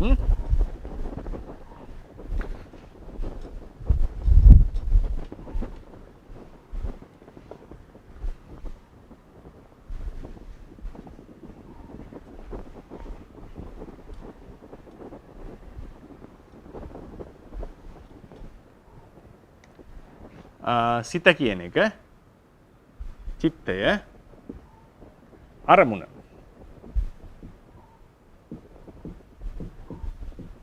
ඊට පස්සේ වේදනාව ආරම්මන රසය හරිනේ ආරම්මන රසය කියන එක අරමුණේ තියෙන ගුණාංගයක් ආරම්මන රසය තෙවදෑරුම් වෙනවා ඉෂ්ට අනිෂ්ට මධ්‍යස්ථ ලෙස ඉෂ්ට අනිෂ්ට මධ්‍යස්ථ ලෙස. ඒක සාමාන්‍යයෙන් ථේරවාදීන්ගේ හැටියට අරමුණ සතු ගුණාංගයක්. අරමුණ සතු ගුණාංගයක්. කොහොමද අරමුණක තියෙන්නේ ඉෂ්ඨාරම්මන රසයද මධ්‍යස්ථාරම්මන රසයද අනිෂ්ඨාරම්මන රසයද කියලා තීරණය කරන්නේ ඒකට අටුවාවේ ක්‍රමවේදයක් දීලා තියෙනවා. ඒ තමයි සාමාන්‍යයෙන් සමස්ත ලෝකයාගේ බහුතර අදහස් අනුව තමයි ඒක තීරණය කරලා තියෙන්නේ. ඒ කෙතෙක් දුරට ඒක අපි ප්‍රායෝගිකව කොහොමද විස්තර කරගන්නේ කිව්වොත් ලොකු ප්‍රශ්නයකට පුළුවන්. ඒක මම විස්තර කරන්න මෙතන ඒක ගැන සාකච්ඡා කරන්නට යන්නේ නැහැ. ඒක වේදනාව කියන මාතෘකාවේදී දීර්ඝව කතා කරමු. ඉතින් සාමාන්‍යයෙන් කියවෙන්නේ ධාර්මික සමාජයක බොහෝ ඉහළම පැලැන්තිය, ඊටාම ඉහළ පැලැන්තිය සහ පහළම පැලැන්තිය. උදාහරණයක් ගන්න චක්‍රවර්ති රජවරු උපදින කාලයේ සහ සම්මා සම්බුදුවරු පහළ වෙන කාලයේදී. ඊටා ඉහළම පැලැන්තිය වෙන රාජ පැලැන්තිය සහ ඊටාම දුගීම පල්ලෙහාම පැලැන්තිය අතහැරලා අතරමැද තියෙන මධ්‍යම පැලැන්තියේ බහුතරයක් දෙනා යම් අරමුණක් බහුතරයක් දෙනා යම් අරමුණක් ඉෂ්ටයි සුභයි කාන්තයි කියයි නම් එහි ඇත්තේ ඉෂ්ඨාරම්මන රසයක් කියලා තීරණය කරන්න කියනවා. ඊට පස්සේ බහුතරයක් දෙන අනිෂ්ටයි අසුභයි අකාන්තයි කියලා යම් ආරම්මණයක් තීරණය කරනවා නම් ඒක අනිෂ්ට එහි තියෙන්නේ අනිෂ්ඨාරම්මන රසය කියලා තීරණය කරන්නට කියනවා. අර යම් ආරම්මණයක තියෙන්නේ මධ්‍යස්ථ බව නම් ඒක ඒ මධ්‍යස්ථ ලෙස නම් බොහෝ දෙනා සලකන්නේ ඒක මධ්‍යස්ථ ආරම්මන රසයක් තියෙන ධර්මයක් ලෙස ගන්නට තියෙනවා. ඒ වගේ ඒ බහුතරයක් දෙනාගේ න්‍යායෙන් තීරණය කිරීම කියන එක ඒක තරම් ඒ කියන්නේ මේ අපි ලඝු කොට තකන්නට හොඳ නෑ. ඒකේ තියෙනවා යම් දාර්ශනික පදනමක්. ඉතින් ඒකේ නමුත් කෙනෙක්ට ප්‍රශ්න අහන්න පුළුවන් ඕන තරම්. කොහොමද ඒක මේ සමාජයෙන් සමාජයට වෙනස් වීම ආදී ලෙස අහන්න පුළුවන්. ඒ නිසා අටුවාවේ දීලා තියෙන්නේ බුදුවරු උපදින කාලය සහ චක්‍රවර්ති රජවරු පහ කාලය වෙන කාලය කියන නිර්ණායක දෙකක්. ඒකෙදී සාමාන්‍යයෙන් පින් ඇති සත්වයෝ පහළ වෙනවා කියන න්‍යායෙන් තමයි ඒක කතා කරලා තියෙන්නේ. ඉතින් එතකොට මේ ආරම්මන රසය කියන එක කියන්නට ඕනේ ඒක අරමුණ සතු ගුණාංගයක්. අපි කියනවා ඒක ඉන්බිල්ට් ක්වොලිටි එකක් කියලා. ඉන්බිල්ට් ක්වොලිටි කියලා කියන ආරම්මනේ සතු ගුණාංගයක්. ඉතින් සිතෙන් අරමුණ දැනගන්නකොට සිත අරමුණට ફોකස් කරනකොට අරමුණ ගන්නකොට ඒ සමග හටගන්න තව වේදනාව කියන චෛතසික ධර්මයක් තවත් ධර්මයක්. ඒක සිතත් සමග හටගන්න. නමුත් ඒකේ කෘත්‍ය වෙනස්, ඒ ලක්ෂණය වෙනස්. තවත් ඒ නාම ධර්මයක් මේ ආරම්මන රසයට සංවේදී වෙනවා. සිතෙන් අරමුණ ගන්නකොට වේදනාවෙන් ආරම්මන රසයට සංවේදී වෙනවා. දැන් උදාහරණ අපි කියමුකෝ සිතෙන් අරමුණක් ගන්නවා. හරිනේ සිතෙන් අරමුණක් ගන්නවා. මෙහි තියෙන වේදනාව මේකට අරමුණ එහි තියෙන ආරම්මන රසයට සංවේදී වෙනවා. ආරම්මන රසයට සංවේදී වෙනවා. ඉතින් ඒකෙදී ඉෂ්ඨාරම්මන රසය ගත්තොත් ඒ සිත අපි කියනවා සෝමනස්ස වේදනාවෙන් යුක්තයි කියලා. අනිෂ්ඨාරම්මන රසය ගත්තොත් දෝමනස්ස වේදනාවෙන් යුක්තයි. මධ්‍යස්ථාරම්මන රසය ගත්තොත් උපේක්ඛා වේදනාවෙන් යුක්තයි. ඕක තමයි සාමාන්‍ය නිර්වචනය. ඒක ක්‍රම දෙකකට කියන්නට ඕනේ. සමහර අරමුණු සැබවින්ම ඉෂ්ටයි අපි ඉෂ්ට ලෙස ගන්නවා. සමහර අරමුණු අනිෂ්ටයි අපි ඉෂ්ට ලෙස ගන්නවා. සමහර අරමුණු අනිෂ්ටයි අපි ඉෂ්ට ලෙස ගන්නවා. සමහර අරමුණු සැබවින්ම අනිෂ්ටයි අපි අනිෂ්ට ලෙස ගන්නවා. සමහර අරමුණු අනිෂ්ටයි අපි ඉෂ්ට ලෙස ගන්නවා. නැත්නම් සමහර අරමුණු ඇත්තටම ඉෂ්ටයි අපි අනිෂ්ට ලෙස ගන්නවා. ඔය විදිය වෙන්නට පුළුවන්. ඒ නිසා අපි ඒක විස්තර කරනවා ටීකා සාහිත්‍යයේදී ආරම්මන රසය ඉෂ්ඨාරම්මන රසය ගන්නා වූ වේදනාව හෝ අරමුණේ රසය ඉෂ්ට ලෙස ගන්න වේදනාව. හරිනේ සෝමනස්ස වේදනාව කියලා කියන්නේ කෙලින්ම සුද්ධ තියෙන ඉෂ්ඨාරම්මන රසය ගන්න වේදනාව වෙන්නත් පුළුවන්. මොන ආරම්මන රසය තිබුණත් කමන්නේ. ඒක ඉෂ්ට ලෙස ගන්න වේදනාව වෙන්නත් පුළුවන්. ඉෂ්ට ලෙස හෝ ඉෂ්ට ආරම්මන රසය ගන්න වේදනාවට කියන සෝමනස්ස වේදනාව කියලා. එතකොට එවන් වූ වේදනාවකින් යුක්ත සිතක් තමයි සෝමනස්ස සහගත සිතක් කියලා කියන්නේ. සෝමනස්ස සහගත සිතක්. දිට්ඨිගත සංප්‍රයුක්ත කියලා කියන්නේ මෙතන දිට්ඨිය කියලා කියන්නේ මිත්‍යා දෘෂ්ටියට නමක්. සම්මා දිට්ඨිය කියන එක අර්ථ දෙකක් තියෙනවා. සම්මා දිට්ඨිය, මිච්ඡා දිට්ඨිය. මෙතන ගන්න වැරදි. දිට්ඨිය කියන්නේ දැක්ම කියන එක. වැරදි දැක්ම. මොනවද වැරදි දැක්ම? බෞද්ධ දර්ශනයේ හැටියට ලෝකයේ සියල්ල දෙවියන් මැව්වා කියන එක වැරදි දැක්මක්. මරණින් මත්තේ උප්පත්තිය නැහැ කියන එක වැරදි දැක්මක්. මේ ආත්මය සදාකාලිකයි කියන එක වැරදි දැක්මක්. ඒ වගේම මෙතන මම ඉන්නවා කියලා මේ ආත්මයක් ලෙස ගන්නවා කියන එක වැරදි දැක්මක්. මේ වගේ ඒ වැරදි දැක්මේ ස්තර තියෙනවා. ඒ ස්තර අනුව මේ සිත විස්තර කරන්නට ඕනේ ටිකක් සංකීර්ණ වෙනවා. අපි සරලව හිතාගමු. මොකද ඔය ඥාන සංප්‍රයුක්ත භාවයේ එහෙම කුසල සිතේ විස්තර කරනකොට ඒක විස්තර කරන්න ඕනේ වෙනම පරයයවල. එකපාරට නිකන් පොදුවේ කියන්නට බෑ. මේ මොනවද සාමාන්‍යයෙන් ඒ කියනවා මිත්‍යා දෘෂ්ටියක් තියෙන කෙනෙක් කුසල් කරනකොට ඥාන විප්‍රයුක්තයි කියලා කියන්නේ. ඒ කියන්නේ වෙන පරයයකින්.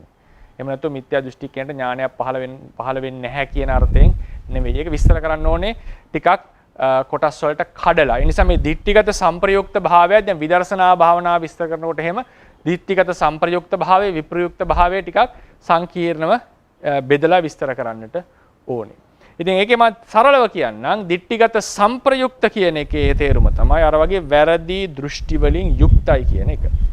වැරදි දෘෂ්ටි වලින් යුක්තයි කියන එක. අසංඛාරික කියලා කියන එකේ අදහස තමයි කිසිදු පසුබැසීමකින් තොරව ස්වභාවයෙන්ම කවුරු හරි උනන්දු වෙලා යම්කිසි ක්‍රියාවක් සිද්ධ කරොත් ඒක අසංඛාරික සිතක්. පසුබැසීමකින් තොරව. ඒකේ අනිත් පැත්ත තමයි සසංඛාරික කියලා කියන්නේ සසංකාරික කියලා කියන්නේ යම් කෙනෙකුගේ සිත යම් කිසි ක්‍රියාවක් කරන්නට පහු බහිනවා. පහු බහැපු වෙලාවක අපි උනන්දු කරනවා වෙන කෙනෙක් හෝ තමන්ම හෝ වෙන කෙනෙක් හෝ උනන්දු කරවලා ඒ ක්‍රියාව සිද්ධ කරොත් ඒ සිත සසංකාරික සිතින් කරපු ක්‍රියාවක්. අසංකාරික කියන්නේ පහු බහින් නැතුව. දැන් සමහරලාට හිතෙන්න පුළුවන් අපි කියනවා කාට හරි කෙනෙක්ට අන්න පුතා ළමයට කියනවා ළමයෝ මේ සතාට කෑම දෙන්න කියලා කියනවනේ. ඒ දීපු ගාම්ම කරනවා. ඒ ළමයාට පහළ වුණේ සසංකාරික සිතක් නෙවෙයි ඒක අසංකාරික සිතක්. වෙන කෙනෙක් කියලා කරපු පමණින් සසංකාරික වෙන්නේ නැහැ. ඒක ව්‍යාකරණානුකූලව විස්තර කරන්නට ඕනේ. මම ඒක ප්‍රශ්නයක් ලෙස අහුවොත් විස්තර කරන්නම් ප්‍රශ්නෝත්තර වෙලා දැන් වෙලා නැති හින්දා. සසංකාරික වෙන්නේ පහු බහින්නට ඕනේ. කරන්නට පහු බැසීමක් වෙන්නට ඕනේ. උත්සාහය අතහරින්නට ඕනේ. පහු බහිනවා. ඒක කම්මැලිකම නිසා වෙන්න පුළුවන් නැත්නම් මේක නෙවෙයි දැන් මං කළ යුත්තේ මේ වෙන වැඩක් කියලා අර ප්‍රයොරිටිය වැදගත්කම දෙනවා වෙන එකට. ඒ නිසා පහු බහින අවස්ථා තියෙනවා. මට කරන්න අමාරුයි කියලා පහු බහින අවස්ථා තියෙනවා. දැන් අපි කිව්වොත් එහෙම මේ කම්පියුටරයක් කැඩිච්ච වෙලාවක දැන්ති මිනිස්සෙට මේක හදන්න දුන්නොත් එහෙම පහු බහිනවනේ. ඉතින් මේක දන්නේ නැහැ නේද? අප Tamanට අමාරු වැඩක් කරන්න අමාරු වැඩක් දුන්නම පහු බහිනවනේ. අමාරුයි මට තේරෙන්නේ නැහැ. එහෙනම් පසුබැසීම වෙන්න පුළුවන් කම්මැලිකම නිසා, නොහැකියාව නිසා තමන් වෙන වැඩකට ලොකු අවධානයක් දීමුනේ නෑ මේක නේ මං කළ යුත්තේ මේකයි කියලා වෙන කෙනෙක් ඒක කරන්න කියනකොට ඒ වගේ කරුණු කාරණා හේතුවක් ගාසිය පහු බහිනවා. මේ පහු බැහැපු හිත නැවත නගා සිටවලා ඒ ක්‍රියාව කරොත් ඒකට සසංකාරිකයි කියලා කියනවා. ඒකට සසංකාරිකයි කියලා. ඒක මුළු ක්‍රියාවම සසංකාරික වෙනවා. දැන් උදාහරණයකට අපි හිතමුකෝ කවුරු හරි කෙනෙක්ට දැන් මේ ලෝභ මූල හිතන්නේ තියෙන්නේ. හොරකමක් කරන්න යනවා. හොරකම කරන්න යනවා. දැන් හොරකම් කරන මිනිස්සෙක් නා හොරකම සිද්ධ කරන්නේ සාමාන්‍ය ලෝභ මූල සිතෙන්. බොහෝ සෙයින්. ඉතින් කරන්න යනකොට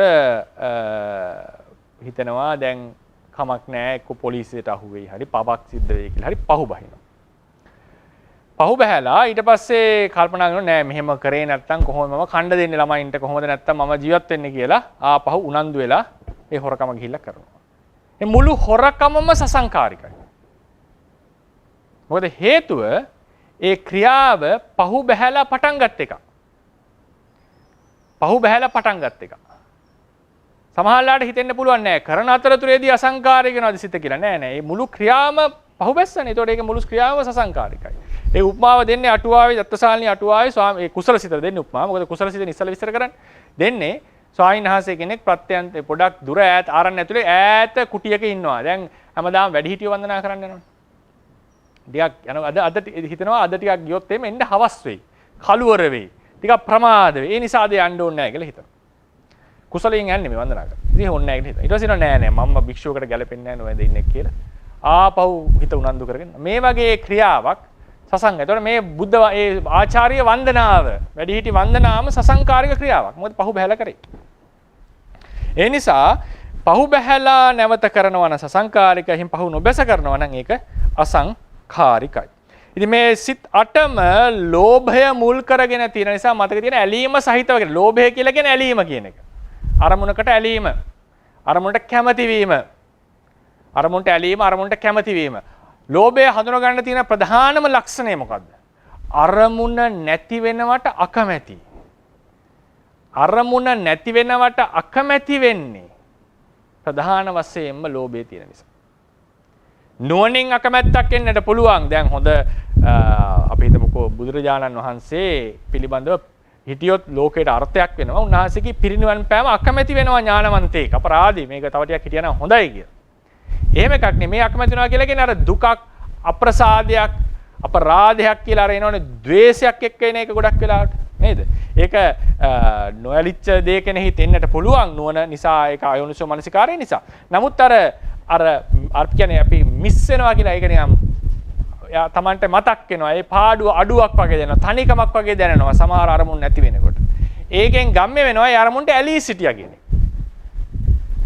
ඒ අරමුණට ඇලී සිටියා. ඒ නිසා අපි කියන්නේ තනි ඒක දැනෙනවනේ මම කියන එක තේරෙනවා. ඒ කියන්නේ ඒ අරමුණ තමන්ට නැහැ වගේ දැනෙනවා. ඒ නිසා ලෝභයේ අරමුණ ඇලෙනවා. ඒකේ අපි දේරුම් ගන්න පුළුවන් ක්‍රමේ තමයි ඒ අරමුණෙන් වෙන් වෙනවට කැමති නැහැ. ඒ ලෝභයේ තියෙන තවත් ප්‍රතිඵලය. ඒ නිසා මේ සියලුම සිත් 8ම ලෝභ මූල කරගෙන තියෙනවා කියන්නේ ලෝභය ඇසුරු කරගෙන මූලය කොටගෙන පවතින්නේ මේ සියල්ලෙම තියෙනවා මොනවද? ලෝභය ඇලෙන ස්වභාවය. එතකොට මුල් සිත් අතර සෝමනස්ස සහගත දිට්ඨිගත සම්ප්‍රයුක්ත අසංකාරික කියලා කියන්නේ අරමුණේ ආරම්මන රසයේ ඉෂ්ඨාකාරයෙන් විඳිමින් හෝ ඉෂ්ඨාරම්මන රසයේ විඳිමින් වැරදි අවබෝධයක් සහිතව යම් කෙනෙක් පහුබහින් නැතුව යම් ක්‍රියාවක් කරනවා නම් ඒකේ පහළ වෙන්නේ සෝමනස්ස සහගත දිට්ඨිගත සම්ප්‍රයුක්ත අසංකාරික සිත. යම් කෙනෙක් ඒ සෝමනස්සෙම වැරදි දෘෂ්ටියක පිහිටලා හැබැයි පහු බැහැලා උනන්දු කිරීමක් නිසා වෙන කෙනෙක් උනන්දු කිරීමක් හෝ තමන්ම හිතලා උනන්දු කිරීම නිසා ඒ ක්‍රියාව සිද්ධ කරනවා නම් ඒක සෝමනස්ස සහගත දිට්ඨිගත සම්ප්‍රයුක්ත සසංකාරික සිතින් කරන්නේ. සමහර කෙනෙක් අර වගේ වැරදි දෘෂ්ටි නැහැ. දැන් සාමාන්‍යයෙන් අපි කියනවා බෞද්ධ අය බෞද්ධ කියලා කියන්නේ සම්‍යක් දෘෂ්ටි පිහිටපු අය. අතින් අඩුපාඩු සිද්ධ වෙනවා. නමුත් ඒ අඩුපාඩුව කරන්නේ නැහැනේ මේකට විපාකයක් තියෙනවා කියලා දන්නවනේ. නේද? ඒක ඒතකොට අර වැරදි දෘෂ්ටියෙන් සිත වැහිලා නැහැ. කෙනෙක් අහන්න පුළුවන් එතකොට ආත්ම දෘෂ්ටිය නැද්ද කියලා. ඒකයි මම කිව්වේ මේ සිත ගැන කතා කරනකොට ඒ කොන්ටෙක්ස්ට් එකට දාලා වෙන වෙනම කතා කරනවා. ඔක ඥාන සංප්‍රයුක්ත විප්‍රයුක්ත භාවයටත් ඔක වළංගුයි. දිට්ඨිගත සංප්‍රයුක්ත විප්‍රයුක්ත භාවයටත් වළංගුයි. අපි සාමාන්‍යයෙන් කියනවා මේ කර්ම කතාවේදී අකුසල කර්මයක් කරද්දී කර්ම විපාකය පිළිබඳ මේකට විපාකයක් නැහැ කියලා හිතාගෙන මේකට කිසි වරදක් නැහැ කියලා හිතාගෙන මේක දෙවියන්ගේ කැමැත්ත කියලා හරි හිතාගෙන කවුරු හරි කරොත් ඒක අපි අපේ බෞද්ධ දර්ශනයට ඒක මිත්‍යා දෘෂ්ටියක් ඉඳලා කරපු දෙයක්. එහෙම දර්ශනයකින් නැතුව කරොත් පෘථග්ජනයෙක් වුණත් ඒක දිට්ඨිගත විප්‍රයුක්තයි. විප්‍රයුක්තව කරපු දෙයක්. අනේ ඉතින් ඒතර විපස්සනා කතාව ඉඳලා අහන්න පුළුවන්. ඒ වෙලාවේ සක්කාය දිට්ඨිය තිබුණ නැද්ද මම කරනවා කියලා හැඟීමක් තිබුණ නැද්ද කියලා අහන්න පුළුවන්. ඒතකොට ඒක එතන ආපහු අපි දිට්ඨිගත සම්ප්‍රයුක්ත විප්‍රයුක්ත භාවයෙන් නැවත කතා කරන්න ඕනේ ඒ කොන්ටෙක්ස්ට් එකට දාලා. ඒ නිසා සාමාන්‍ය මෙතන අපි සාමාන්‍ය ව්‍යවහාරයේදී කියනවා අර වගේ කර්ම විපාක පිළිබඳව විශ්වාසය නැතුව බැසගෙන මේක පාපයක් නෙවෙයි කියලා බැසගෙන කරොත් ඒක දිට්ඨිගත සම්ප්‍රයුක්ත සිතින් කරේ. එහෙම අදහසක් නැතුව කරොත් ඒක දිට්ඨිගත විප්‍රයුක්ත සිතින් කරපු ක්‍රියාව. ඊට පස්සේ ඒකෙම සසංකාරික අසංකාරික බෙහෙදේ පැහැදිලි. උපේක්ඛා සාගත දිට්ඨිගත සම්පයුක්ත අසංකාරික සංකාරික බෙහෙදේ. ඒතකොට අසංකාරික සංකාරික බෙහෙදේ පැහැදිලිනේ දැන්. පහු බහින් නැතුව කරා පහු බහැලා කරා. ඊට පස්සේ දිට්ඨිගත සම්පයුක්ත කියන්නේ වැරදි දෘෂ්ටියක් යුක්තව කරා වැරදි දෘෂ්ටියක් නැතුව කරා. සෝමනස් උපේක්ඛා බෙහෙදේදී කෙනෙක්ට ප්‍රශ්නයක් එන්න පුළුවන්. ලෝභ මූල සිතක් නම් ඇලිලා නම් ඉන්නේ. ඇයි මේ උපේක්ඛා වේදනාවක් එන්නේ? හැමතිස්සෙම සෝමනස්ස වේදනාවක් නේ එන්න ඕන කියලා කෙනෙක්ට හිතෙන්නට පුළුවන්. ඒක නිකන් සරලව මෙහෙම තේරුම් ගන්න. සමහරලාට අත්දැකීම් ඇති. ගොඩක් වෙලාවට අපි හිතමුකෝ කවුරු හරි කෙනෙක් චිත්‍ර ටීවී එකක් බලනවා කියලා නේද? ටික බලන ඔන්න හොඳට සතුටින් සින්දුවක් අහනවා චිත්‍රපටියක් බලමින් සතුටින් ඉන්නවා. හැබැයි සමහරලාවට දැන් කිසිම විනෝදයක් නැහැ. හැබැයි ඒත් බලනවනේ. එහෙම තියෙන සමහරලාට ඒක ඔබ ඉන්නවා නිකන් channel මාරු කර කර නිකන් බලන අවස්ථා තියෙනවා කිසිම සතුටක් නැහැ. නමුත් අපි ඒකේ සමහරලාට එපා වෙලා ඉන්න අවස්ථාවක් තියෙනවා. නමුත් අර ඒක අතහරින්න හිතෙන්නේ නැහැ. ඒක යන්න හිතෙනවා. හැබැයි සතුටක් නැහැ. අනේ ඒ වගේ අවස්ථාවල තේරුම් ගන්න උපේක්ඛා සහගත ලෝභ මූල සිත් පහළ වෙනවා. ඒ නිසා ලෝභ මූල සිතේ උපේක්ඛා සහගත භාවයත් තියෙන්නට පුළුවන් සමහර අවස්ථාවල. ඉතින් ওই ටික තමයි අද කතා කරන්න බලාපොරොත්තු වෙන්නේ. අපි කතා වුණා දැන් මේ පරමාර්ථ ධර්ම ටික විශේෂයෙන් හඳුන්වාගෙන යන්නේ ටික දවස් ටිකක් යයි මේකට. ඒ පරමාර්ථ ධර්ම වල චිත්තය, චෛතසිකය, රූපය කියලා කොටස් තුනක් තියෙනවා. එයින් සිත කියන එක එකම ආරම්මන විඥානන ලක්ෂණයෙන් යුක්තයි. ඒ සිත කියන එක අපි කොටස් හතරකට කඩා ගන්නවා. කාමාවචර, රූපාවචර, අරූපාවචර, ලෝකෝත්තර ඒවයි නිර්වචන අපි දුන්නා. ඊළඟට ඒ කාමාවචර සිත් නැවත කොටස් තුනකට බෙදෙනවා. අකුසල, අහේතුක, කාමසෝබන කියලා. ඒකෙදී අකුසල කියලා කියන්නේ මේම කරාම මතු අනාගතයේ අනිෂ්ට විපාක ලබා දෙන සිත් වල තමයි අකුසල සිත් කියලා කියන්නේ. ඒක හටගත්තා මතු අනාගතයේ අනිෂ්ට විපාක ලබා දෙන සිත් තමයි අකුසල විපාක. අහේතුක කාමසෝබන මම පස්සේ විස්තර කරන්න ඒ දවස්වල. ඊට පස්සේ ඒ අකුසල සිත් වල තුනට බෙදෙනවා. ලෝභ මූල සිත්, ද්වේෂ මූල සිත් සහ මෝහ මූල සිත් ලෙස. එයින් ලෝභ මූල සිත් කියන්නේ ලෝභය මූලය කොටගෙන ඇති, ප්‍රධාන මූලය කොටගෙන ඇති සිත් වලට කියවා ලෝභ මූලයේ සිත් කියලා. ඒවා අටකට කැඩෙනවා. සෝමනස් සහගත, දික්ටිගත, සංප්‍රයුක්ත, අසංකාරික ආදී ලෙසට කොටස් 8කට කැඩෙනවා. ඒ නිසා ඔය ටික තමයි අද කතා කරන්නට පුළුවන් කාල වේලා අනුව කාට හරි මේක පිළිබඳව ගැටලු තියෙනවා නම් ප්‍රශ්න අහන්නට පුළුවන්.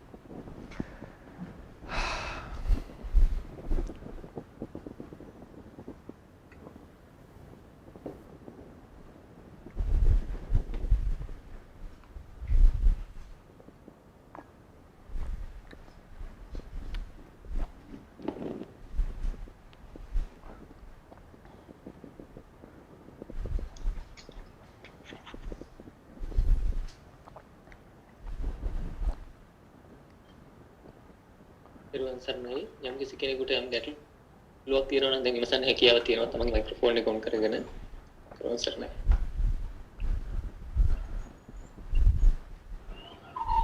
තෙරුවන් සරණයි ස්වාමීන් වහන්සේ. තෙරුවන් සරණයි. මම ලෂ්ඨිත. ස්වාමීන් වහන්සේ මේ කෙනෙක්ගේ කීමකට යම් කිසි කාර්යයක් කරනකොට නැසනස් දැන් යම් කිසි දෙයක් කරනකොට සිත් විශාල ප්‍රමාණයක් ඇති වෙනවානේ ස්වාමීන් වහන්සේ. හරි. එතකොට ඒ අතර අසංකාරික සසංකාරික දෙකම ඇති වෙන්න පුළුවන්කමක් තියෙනවද කෙනෙක්ගේ කීමකට කරත්?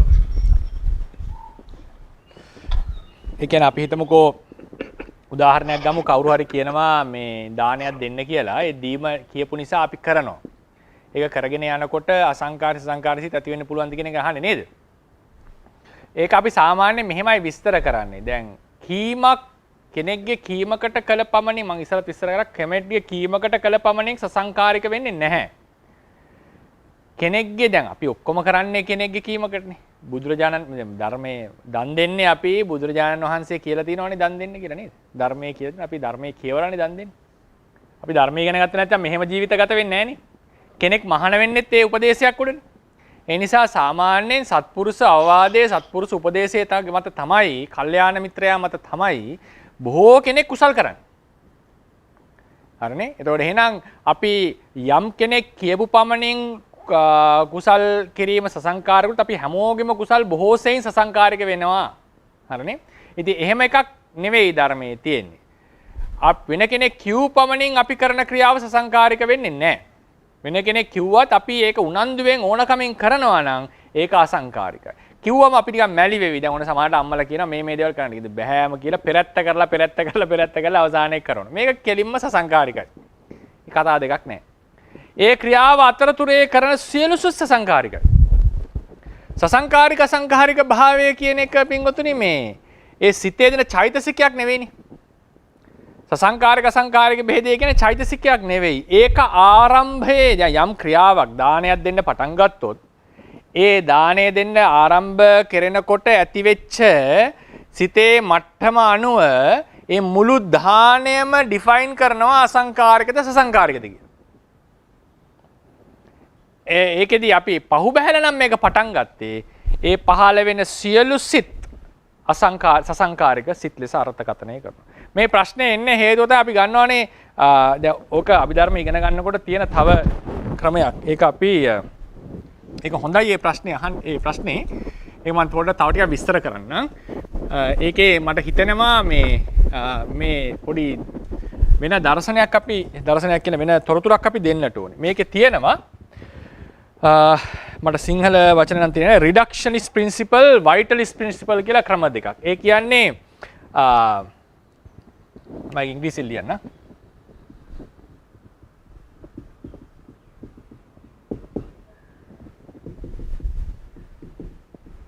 මේ ප්‍රින්සිපල්ස් දෙකක්. මේ ක්‍රම දෙකකට.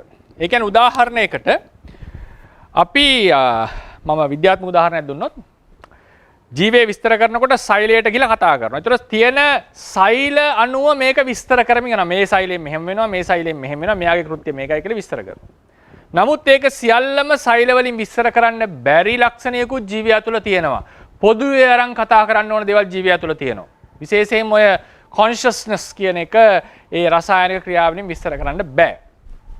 ඒතර ඒවට කියනවා වයිටලිස්ට් කියලා. මේ රිඩක්ෂනිස්ට් කියලා කියන්නේ අපි කොටස් වලට බෙදලා තියෙන කොම්පොනන්ට්ස් අරගෙන ඒවායේ ලක්ෂණ වෙන වෙනම කතා කරනවා. වයිටලිස්ට් කියලා කියන්නේ ඒ ධර්ම සියල්ලම එකතු කරලා පොදු විදිහටත් කතා කරන්න වෙනවා අපිට. පොදුවෙත්. ඒකේ වගේද අපි උදාහරණයකට මේ ක්‍රමයට ගියාම අපිට හම්බ වෙනවා අපි චිත්තය කියන එක ගත්තොත් අපිට හම්බ වෙනවා නානා අපි හිතමු ලෝභ මූල සිත්. ඊට පස්සේ ද්වේෂ මූල. අපි නැත්නම් මෙහෙම කියමුකෝ අපිට හම් වෙනවා ජවන සිත් නේද? ඊට පස්සේ ආවර්ජන සිත්. ඒ වගේ එක එක දැන් සිත් වෙන වෙනම පහළ වෙනවා. අපි කියනවා මෙහෙම නැන්දේ අපි. මෙහෙම අඳමුකෝ මෙහෙම සිත් වෙන වෙනම පහළ වෙනවා. මේ එක සිතක් ගන්න අපි විස්තර කරනවා. මේකට තමයි කියන්නේ රිඩක්ෂනිස්ට් ප්‍රින්සිපල් කියලා. වෙන වෙනම සිත් අරගෙන විස්තර කරනවා. වෙන වෙනම අරන් විස්තර කරනවා. ඒ වෙන වෙනම අරන් විස්තර කරන එක තමයි සාමාන්‍යයෙන් අද අභිධර්මයේ ඉගෙන ගන්නකොට අපි දෙන අවධානය. මේ වයිටලිස්ට් ප්‍රින්සිපල් කියන එකට අපි අවධානය දෙන්නේ නැහැ. වයිට්ලි ප්‍රින්සිපල් කියලා කියන්නේ මෙහෙම වෙන වෙනම විස්තර කළ නොහැකි සමූහ පරම්පරාවෙන් විතරක් විස්තර කළ යුතු දේවල් තියෙනවා. උදාහරණයකට තමයි අපි තීරණ ගන්නකොට අපි වෙන වෙනම සිත් අනුසාරයෙන් මේක විස්තර කරන්න අමාරුයි. ඇත්තට මේක විස්තර කරන්න වෙන්නේ මේ වගේ චිත්ත සන්තතියක් එකට අරගෙන.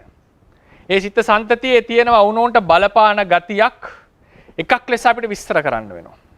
ඒවා එක එක චිත්තක්ෂණයෙන් විස්තර කළ නොහැකි තැන් තියෙනවා අභිධර්මයේ. ඒවා අපි ගැඹුරින් ඒකට සමහරවිට ගැඹුරින් කතා කරනකොට ඒ ප්‍රශ්න මතුවෙනවා. ඒවා අපි ඉදිරියේදී හිමින්සරේ සාකච්ඡාවට ගමු.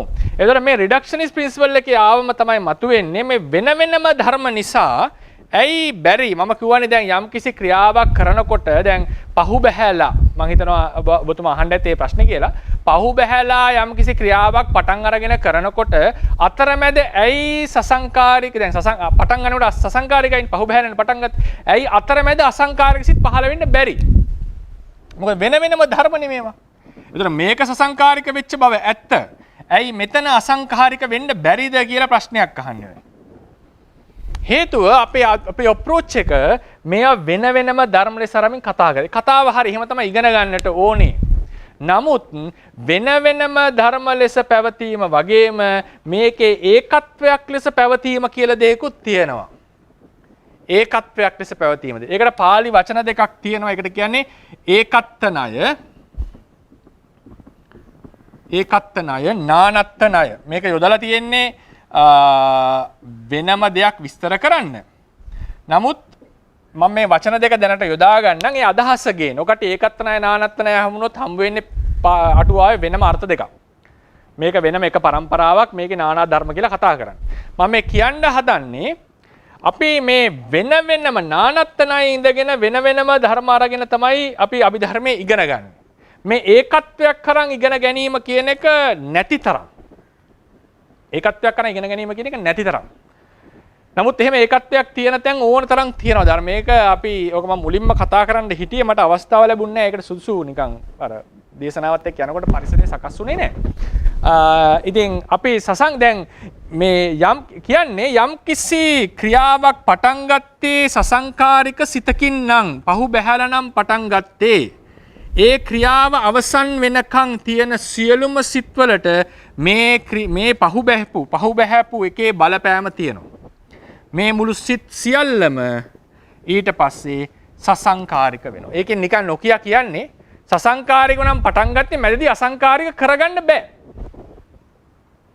මම නොකිය වෙන ක්‍රමයකට කිව්වොත් ඔය කෙනෙක් ප්‍රශ්නයක් කරනවා. ඒ කියන්නේ ස්වාමීන් වහන්සේ කියන්නේ අපි පහු බැහැලා නම් වැඩේ පටන් ගත්තේ අපිට මොන ක්‍රමයකින්වත් බැරිද මේ ක්‍රියාව සසංකාරික ගන්න. එහෙම කරන්න බෑ. ඉතින් මේ ක්‍රියාව පහු බැහැලා පටන් ගත්ත ක්‍රියාවක්. ඒක ඉෆෙක්ට් එකක් තියෙනවා දැන්.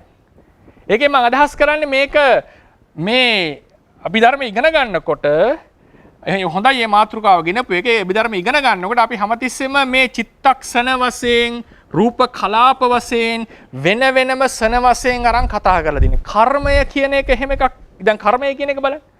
කර්මය කියන එකේදී අපි උදාහරණයක් ගමු. මම නිකන් කෙටි උදාහරණයක් දෙන්නම්. මේ අප්‍රෝච් එක විස්තර කරන්න. දැන් අපි කියනවා ත්‍රි හේතුක දැන් කර්මපතයක් වෙන්න එපායි ප්‍රතිසන්දියක් දෙන්න නේද? කර්මපතයක් වෙන්න ඕනේ ප්‍රතිසන්දියක් දෙන්න. දැන් කර්මපතයක් වෙනකොට ඒ කර්මයේ පතේ තියෙනවා බොහෝ සිත් පහළ වෙනවා. ඒකේ තියෙනවා పూర్ව අවස්ථාව. ඊට පස්සේ මැද අවස්ථාව. මැද කියලා කියන්නේ పూర్ව මුංචන නේද? పూర్වනේ මුංචන. මුංචන ඊට පස්සේ අපරනේ.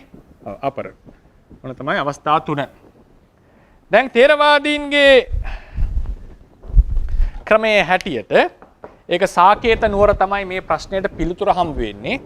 ඒක ගම්මේ වෙනවා අටුවාවේ තියෙන තොරතුරු අනුව මේක පිළිබඳව ප්‍රශ්නේ මතුවෙනවා සාකේත නුවරේ ඉන්න උපාසක පිරිසකට.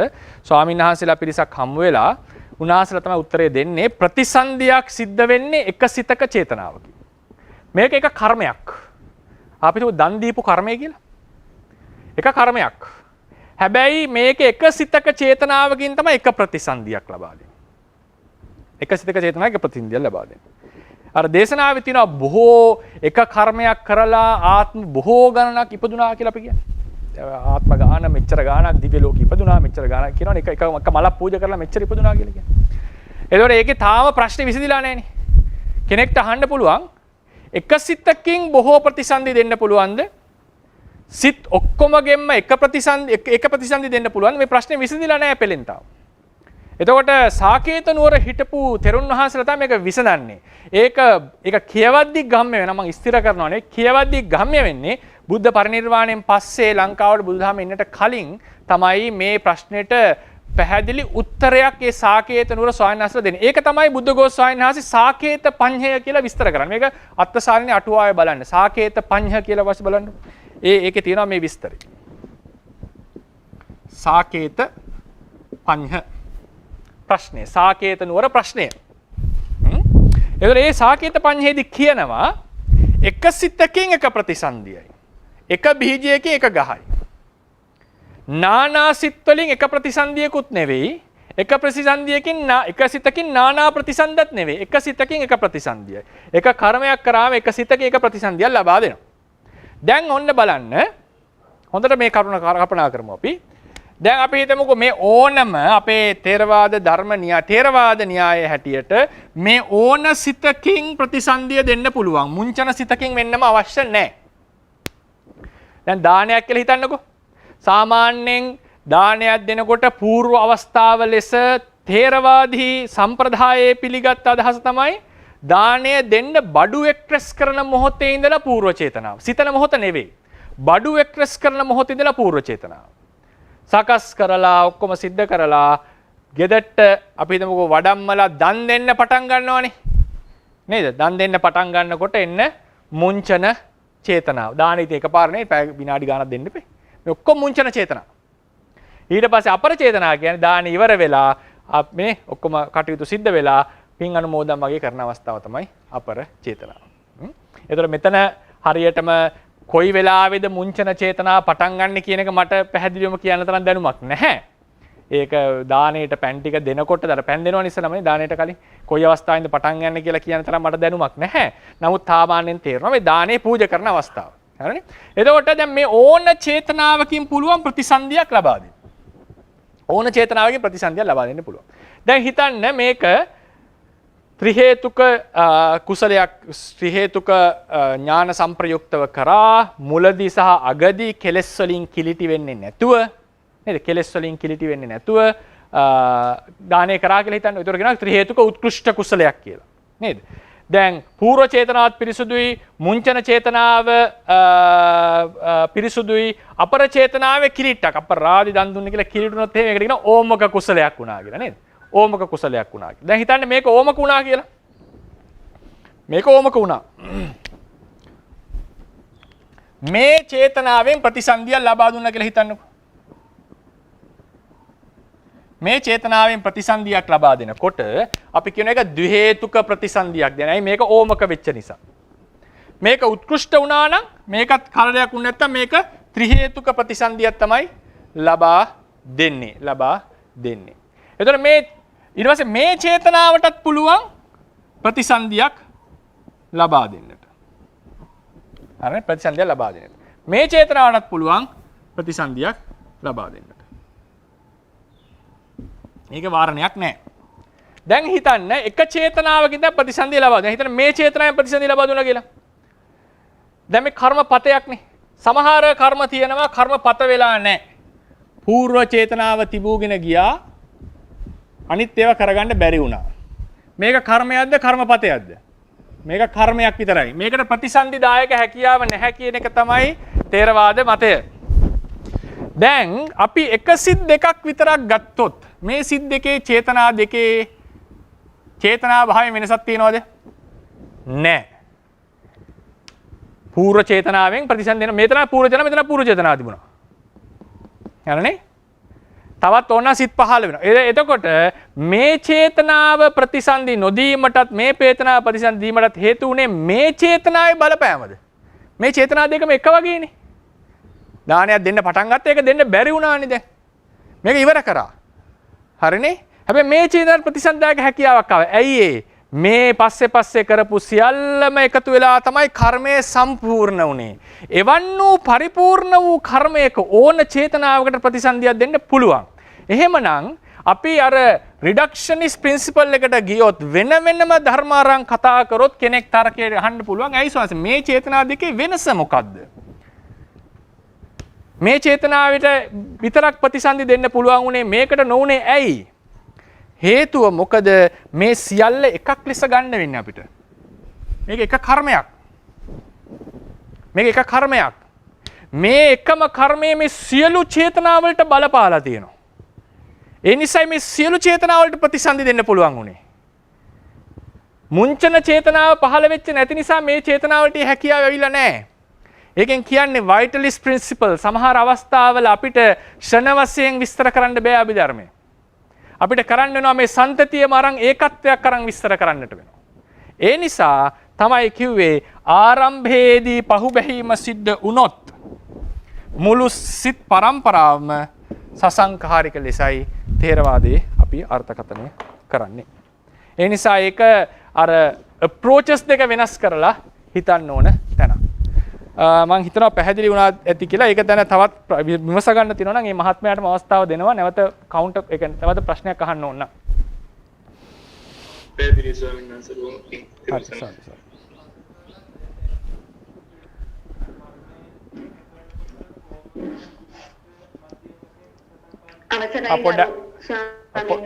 පොඩ්ඩක් ඉන්න මෑනියෝ අපේ මේ ස්වාමීන් වහන්සේ කෙනෙක් ප්‍රශ්නයක් අහනවා. පොඩ්ඩක් ඉන්න දෙන්න. ඔව්. mau boleh tangki anda? Hari.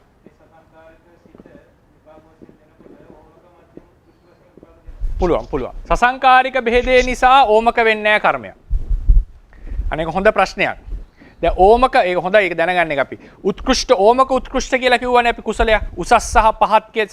ස්වාමීන් වහන්සේ අහන්නේ පහු බහැ කරොත් කවුරු හරි ඒකෙන් කර්මය ඕමක වෙනවද කියලා. නෑ ඕමක වෙන්නේ නැහැ. ඕමක වෙන්න තියෙන හේතු කිහිපයයි තියෙන්නේ. මොකද්ද පළවෙනි හේතුව? අපි කරන ආධ්‍යාසය වැරදි. ප්‍රසිද්ධ වෙන්න දන් දෙනවා. අනිත් අයට වඩා වෙන්න දන් දෙනවා. අන්න කුසලය ඕමක වෙනවා. කර්මඵලය පිළිබඳව නෑ ඊට පස්සේ ඕමක වෙන්නේ ඒක හේතුක භාවයනේ. ඊළඟට ඕමන එක තමයි ඒක කරනකොට හරියට අකුසල වලින් බර වෙලා කරනවා. නිකන් නිදිමතේ ඕනාවට එපාවට නේද? නිදිම හොඳටම නිකන් නැත්තම් රාගයෙන් මැඩිලා, ද්වේෂයෙන් මැල කේන්තියෙන් කියපු කෙනා කෙරෙහි තරහින් කරන්න ඕනවට අන්න එතකොට పూర్වයේ ආධ්‍යාසයේ වැරදි නම් ඕමකයි. ඒ කියන්නේ කෙලින්ම මුල ඉඳලම අපි ප්‍රසිද්ධ වෙන්න තමයි දෙන්නේ. එතකොට ඕමකයි. කරනකොට අතරමැදදී අකුසල් පහළ වෙනවා. ඒ කියන්නේ එකක් දෙකක් පහළ වීම නෙමෙයි කියන්නේ. නිකන් එපා විලි කෙනෙක් අපෝ මොන කරදරයක්ද මේ උනේ කිය කරනවා. එතකොට කෙලින්ම ඕමක වෙනවා. ඊට පස්සේ අවසානයේදී අපරාධයක් මං කරගත්තේ කියලා පසුතැවෙන. ඔන්න ඔය ක්‍රම තුනෙන් තමයි කර්මයක් ඕමක වෙන්නේ. පහු බැහැලා කරා කියන සසංකාරික භාවයෙන් ඕමක එකක් වෙන්නේ නැහැ. සසංකාරික ත්‍රි හේතුක උත්කෘෂ්ඨ කුසලයක් තියෙන්නට පුළුවන්. ඔව්.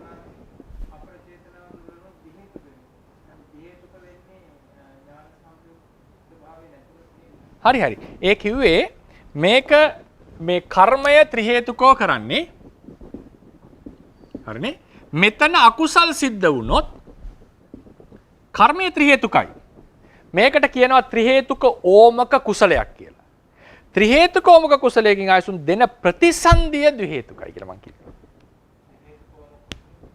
ද්වි හේතුකයි. ත්‍රි හේතුක උත්කෘෂ්ඨ කුසලයෙන් දෙන ප්‍රතිසන්දිය ත්‍රි හේතුකයි. ත්‍රි හේතුක ඕමක කුසලයෙන් දෙන හා ද්වි හේතුක උත්කෘෂ්ඨ කුසලයෙන් දෙන ප්‍රතිසන්දිය ද්වි හේතුකයි. ද්වි හේතුක ඕමකයෙන් දෙන ප්‍රතිසන්දිය අ හේතුකයි. හරිනේ?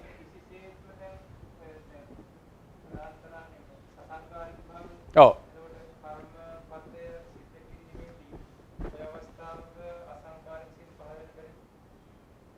මේ මුලින් පහු බැලලා හිටියොත්? ඒක තමයි මම කිව්වේ. මුලින් පහු බැහුවොත් ඒක මුළු කර්මයටම බලපානවා. එතකොට මුළු කර්මයම සසංකාරිකයි නිසා අපි හඳුන්වන්නේ. ඒක සසංකාරික අසංකාරික භාවයේ මේ චෛතසිකයක් හිතේ පහළ වෙනවා වගේ එකක් නෙවෙයි. ඒක පහු බැහැවට පස්සේ මුළු පස්සේ පහළ වෙන කර්ම ඉවර වෙනකම්ම තියෙන සිත් වලට ඒ පසු බැසීම බලපාලා තියෙනවා. ඒ නිසා ඒකේ සසංකාරික ලෙසයි ඒ සිත් අර්ථකථනය කරන්නේ.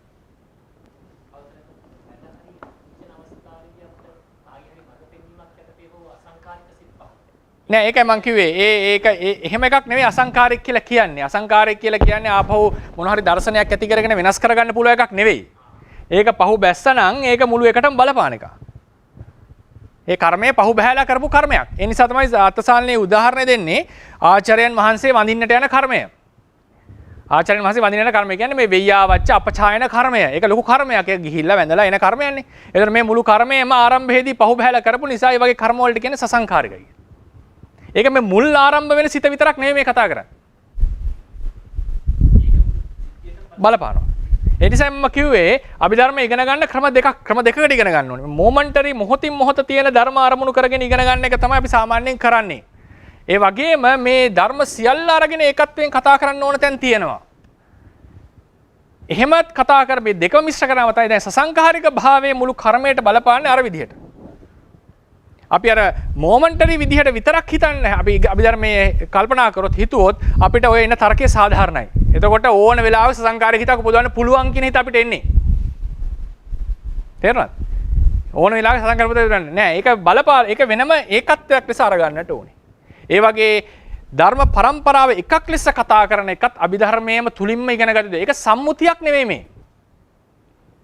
මේක ප්‍රඥප්තියක් නෙවෙයි මේ කතා කරන්නේ. මේ ධර්ම පරම්පරාව ගැන කතා කරනවා. ධර්ම පරම්පරාවට බලපාන ක්‍රමය ගැන. ඕක හොඳටම අපි කතා කරනවා ප්‍රත්‍යායත භාවයට ආපු වෙලාවේදී තීරණ ගන්නවා. අපේ තීරණ කියන මාතෘකාව එකක් අරගෙන අපි මේ ගැන විශේෂයෙන් අපි කතා කරනවා. මම හිතනවා පැහැදිලි වෙන්නේ නැති. ඔව්. හරි. ඔව්.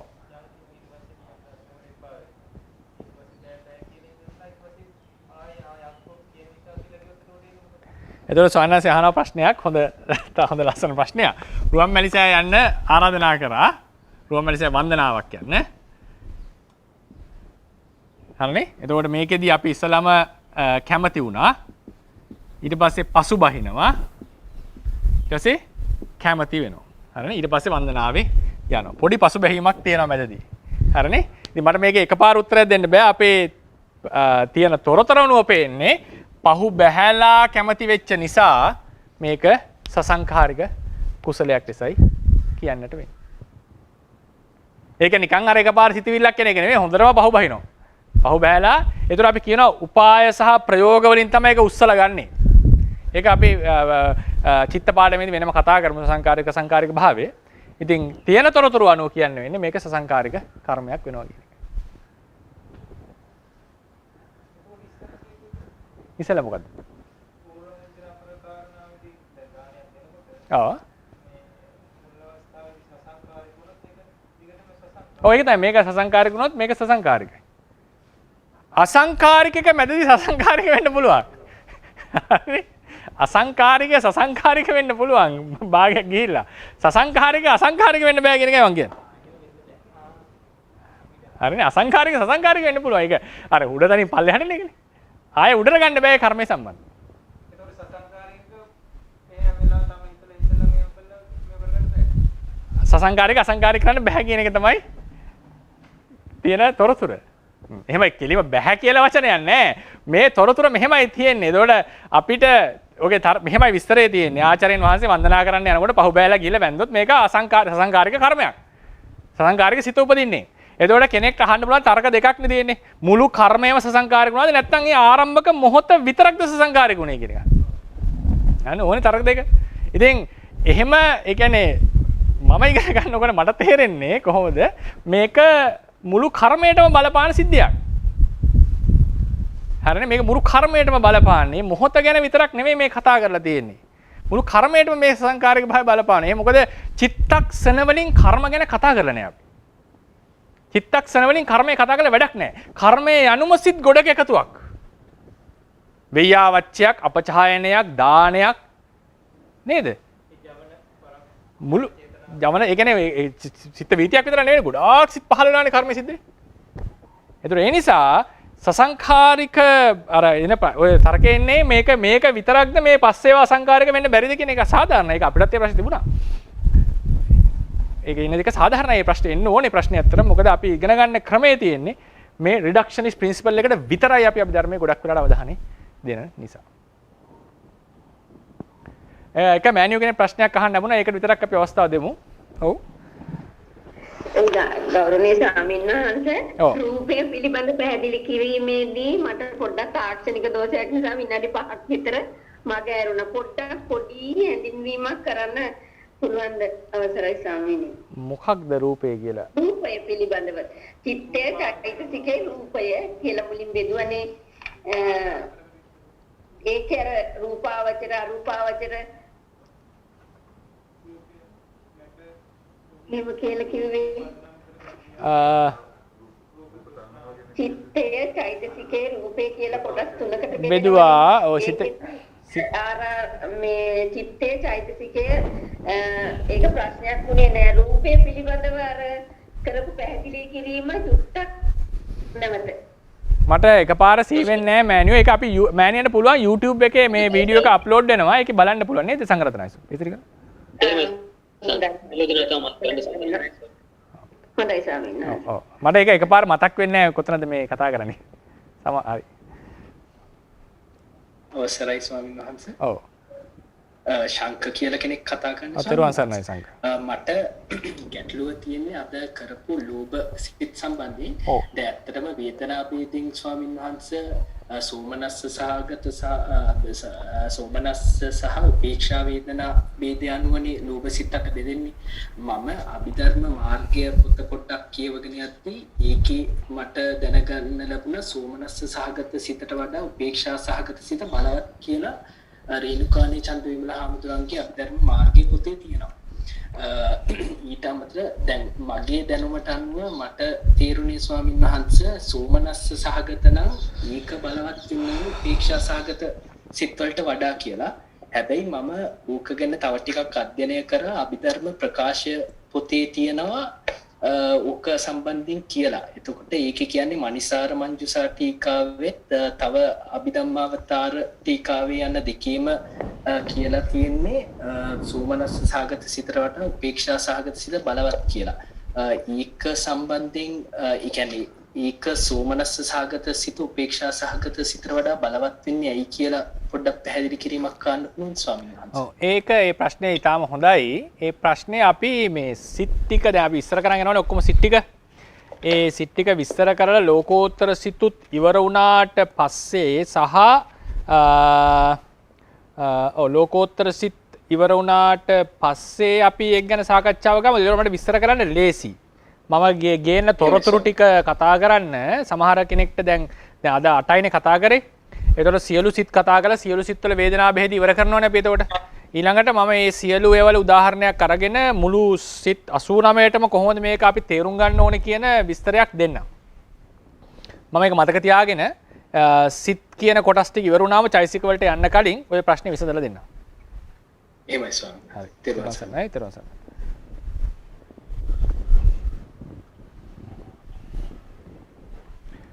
එහෙමනම් අවසරයි ස්වාමීන් වහන්සේ තව එක ප්‍රශ්නයක් අහන්නද?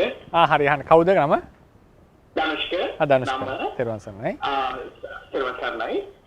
ස්වාමීන් මම මේ ප්‍රශ්නේ අහන්නේ අර ඊයෝ වහන්සේ අර පහදලා දුන්න අර ධර්ම කාරණාවත් එක්ක සම්පති පච්චුප්පඤ්ඤ කියලා අපි කතා කරේ ඒ කාරණාවත් එක්ක එකතු කරලා අද කතා කරපු මේ අර සිතුවිලි ගොනුව කියන එක ගත්තාම එතකොට ඒ දෙකම ස්වාමීන් වහන්සේ අපි ගොනුව කියන එක බලන්නේ කර්මය මූලික කරගෙනද මූලික කරගෙනද ඒ කර්මය කියන එක සමාන ස්වාමීන් වහන්සේ මම ඉංග්‍රීසි වචනයක් දාලා මේ ගන්න ගමන. ඒ කියන්නේ මගේ වචන වල ප්‍රශ්නයක් තියෙනවා. ඒ කියන්නේ කර්මයට සබ්ස්ක්‍රයිබ් කරලාද ඒ කියන්නේ කර්මය කියන එක මූලික කරගෙනද නැත්නම් කර්මය ඔස්සේ බෑක් ට්‍රැක් වෙලාද ස්වාමීන් වහන්සේ අපි ගොනුව කියන එක සිත්වල ගොනුව ඒක සිත් ගොනුවක් කියන එක ගත්තේ. අපි අර ඊයේ කතා කරා සම්පති පච්චුප්පඤ්ඤ ඒකට අර ඒකෙත් සිත් ගොනුවක් සිත් සමූහය. ඒතකොට ස්වාමීන් වහන්සේ කොහොමද අපි ඒකේ රිලේෂන් ඒ කියන්නේ ඒකේ සම්බන්ධතාවය දකින්නේ කියන්නේ සම්බන්ධතාවයේ ගොඩනගලා තියෙන කර්මය මූලික කරගෙනද නෑ ඒක කර්මයත් එක හේතුවක්. සමහර දැන් සන්තති වර්ග ගොඩක් තියෙනවා ධනුෂ්ක මහත්තයා. දැන් සන්තති වර්ග රූපේටම සන්තති වර්ග 24ක් හෝ 25ක් තියෙනවා. සිත සම්බන්ධයෙන් ගත්තම සන්තති වර්ග අපි කතා කරනවා පංචද්වාරික චිත්ත සන්තතිය, මනෝද්වාරික චිත්තසංතතිය ඊට පස්සේ මොනවද ඒවා ඔක්කොම වැටෙන්නේ වීති සන්තති කියලා. ඊට පස්සේ තියෙනවා වීති මුක්ත සන්තති කියලා. ඔය වගේ ඊට පස්සේ තවත් වෙනවා අර්පණා සන්තති කියලා සන්තති 4ක් ගැන කතා කරනවා. ඒකෙදි කර්මය කියන එක කැනක් විතරයි. ඕක දැන් මම මෙහෙම කියන්නම් සමහර සන්තති තීරණය වෙන්නේ කර්මය මත. ඒ ඔක්කොම ඇති කරන්නේ එකම කර්මයකින්. සමහර සන්තති තීරණය වෙන්නේ ඒ වාගේ අරමුණ මත. අරමුණ මත. හරිනේ සමහර සන්තති තීරණය වෙලා තියෙන්නේ අරමුණ සහ ඒවායේ තියෙන ಜಾතිය මත. ඒ නිසා චිත්ත සන්තති විස්තර වෙන පදනම ඇහුවේ දැන් කර්මය මතද උපදවන කර්මය මතද කියලා ඇහුවොත් මම කියන්නේ මේ සන්තති පච්චුප්පන්න යටතේ මම කතා කරන්නේ සන්තති පච්චුප්පන්න යටතේ තියෙන චිත්ත ගොනුව කියන ඔබතුමා වචනේදී ඒ චිත්ත ගොනුව නැත්නම් චිත්ත සමූහය ඒකත්වයකට ගන්න සමහර වෙලාවලට කර්මය ඒ කියන්නේ වීති මුත්ත සිත්වල එක ගන්න කර්මය අනුව වීති සිත්වල පංචද්වාරික සන්තතිය මනෝද්වාරික සන්තතිය ගන්න ආරම්මණය අනුව එකම අරමුණක් අරමුණු කරන සිත් සමූහයක් කියලා. අර්පණායකයේදී එකම අරමුණක් අරමුණු කරන හැබැයි ඒ රූපවාචර හෝ අරූපාවචර හෝ ලෝකෝත්තර භාවයට පැමිණි සිත් කියලා අරමුණු කරන්නේ. ඒ නිසා ඒ ගොනුවක් නම් කරන බෙදන පදනම් සිත්වල පදනම් දෙකක් තුනක් තියෙනවා. කර්මය, අරමුණ, ಜಾතිය.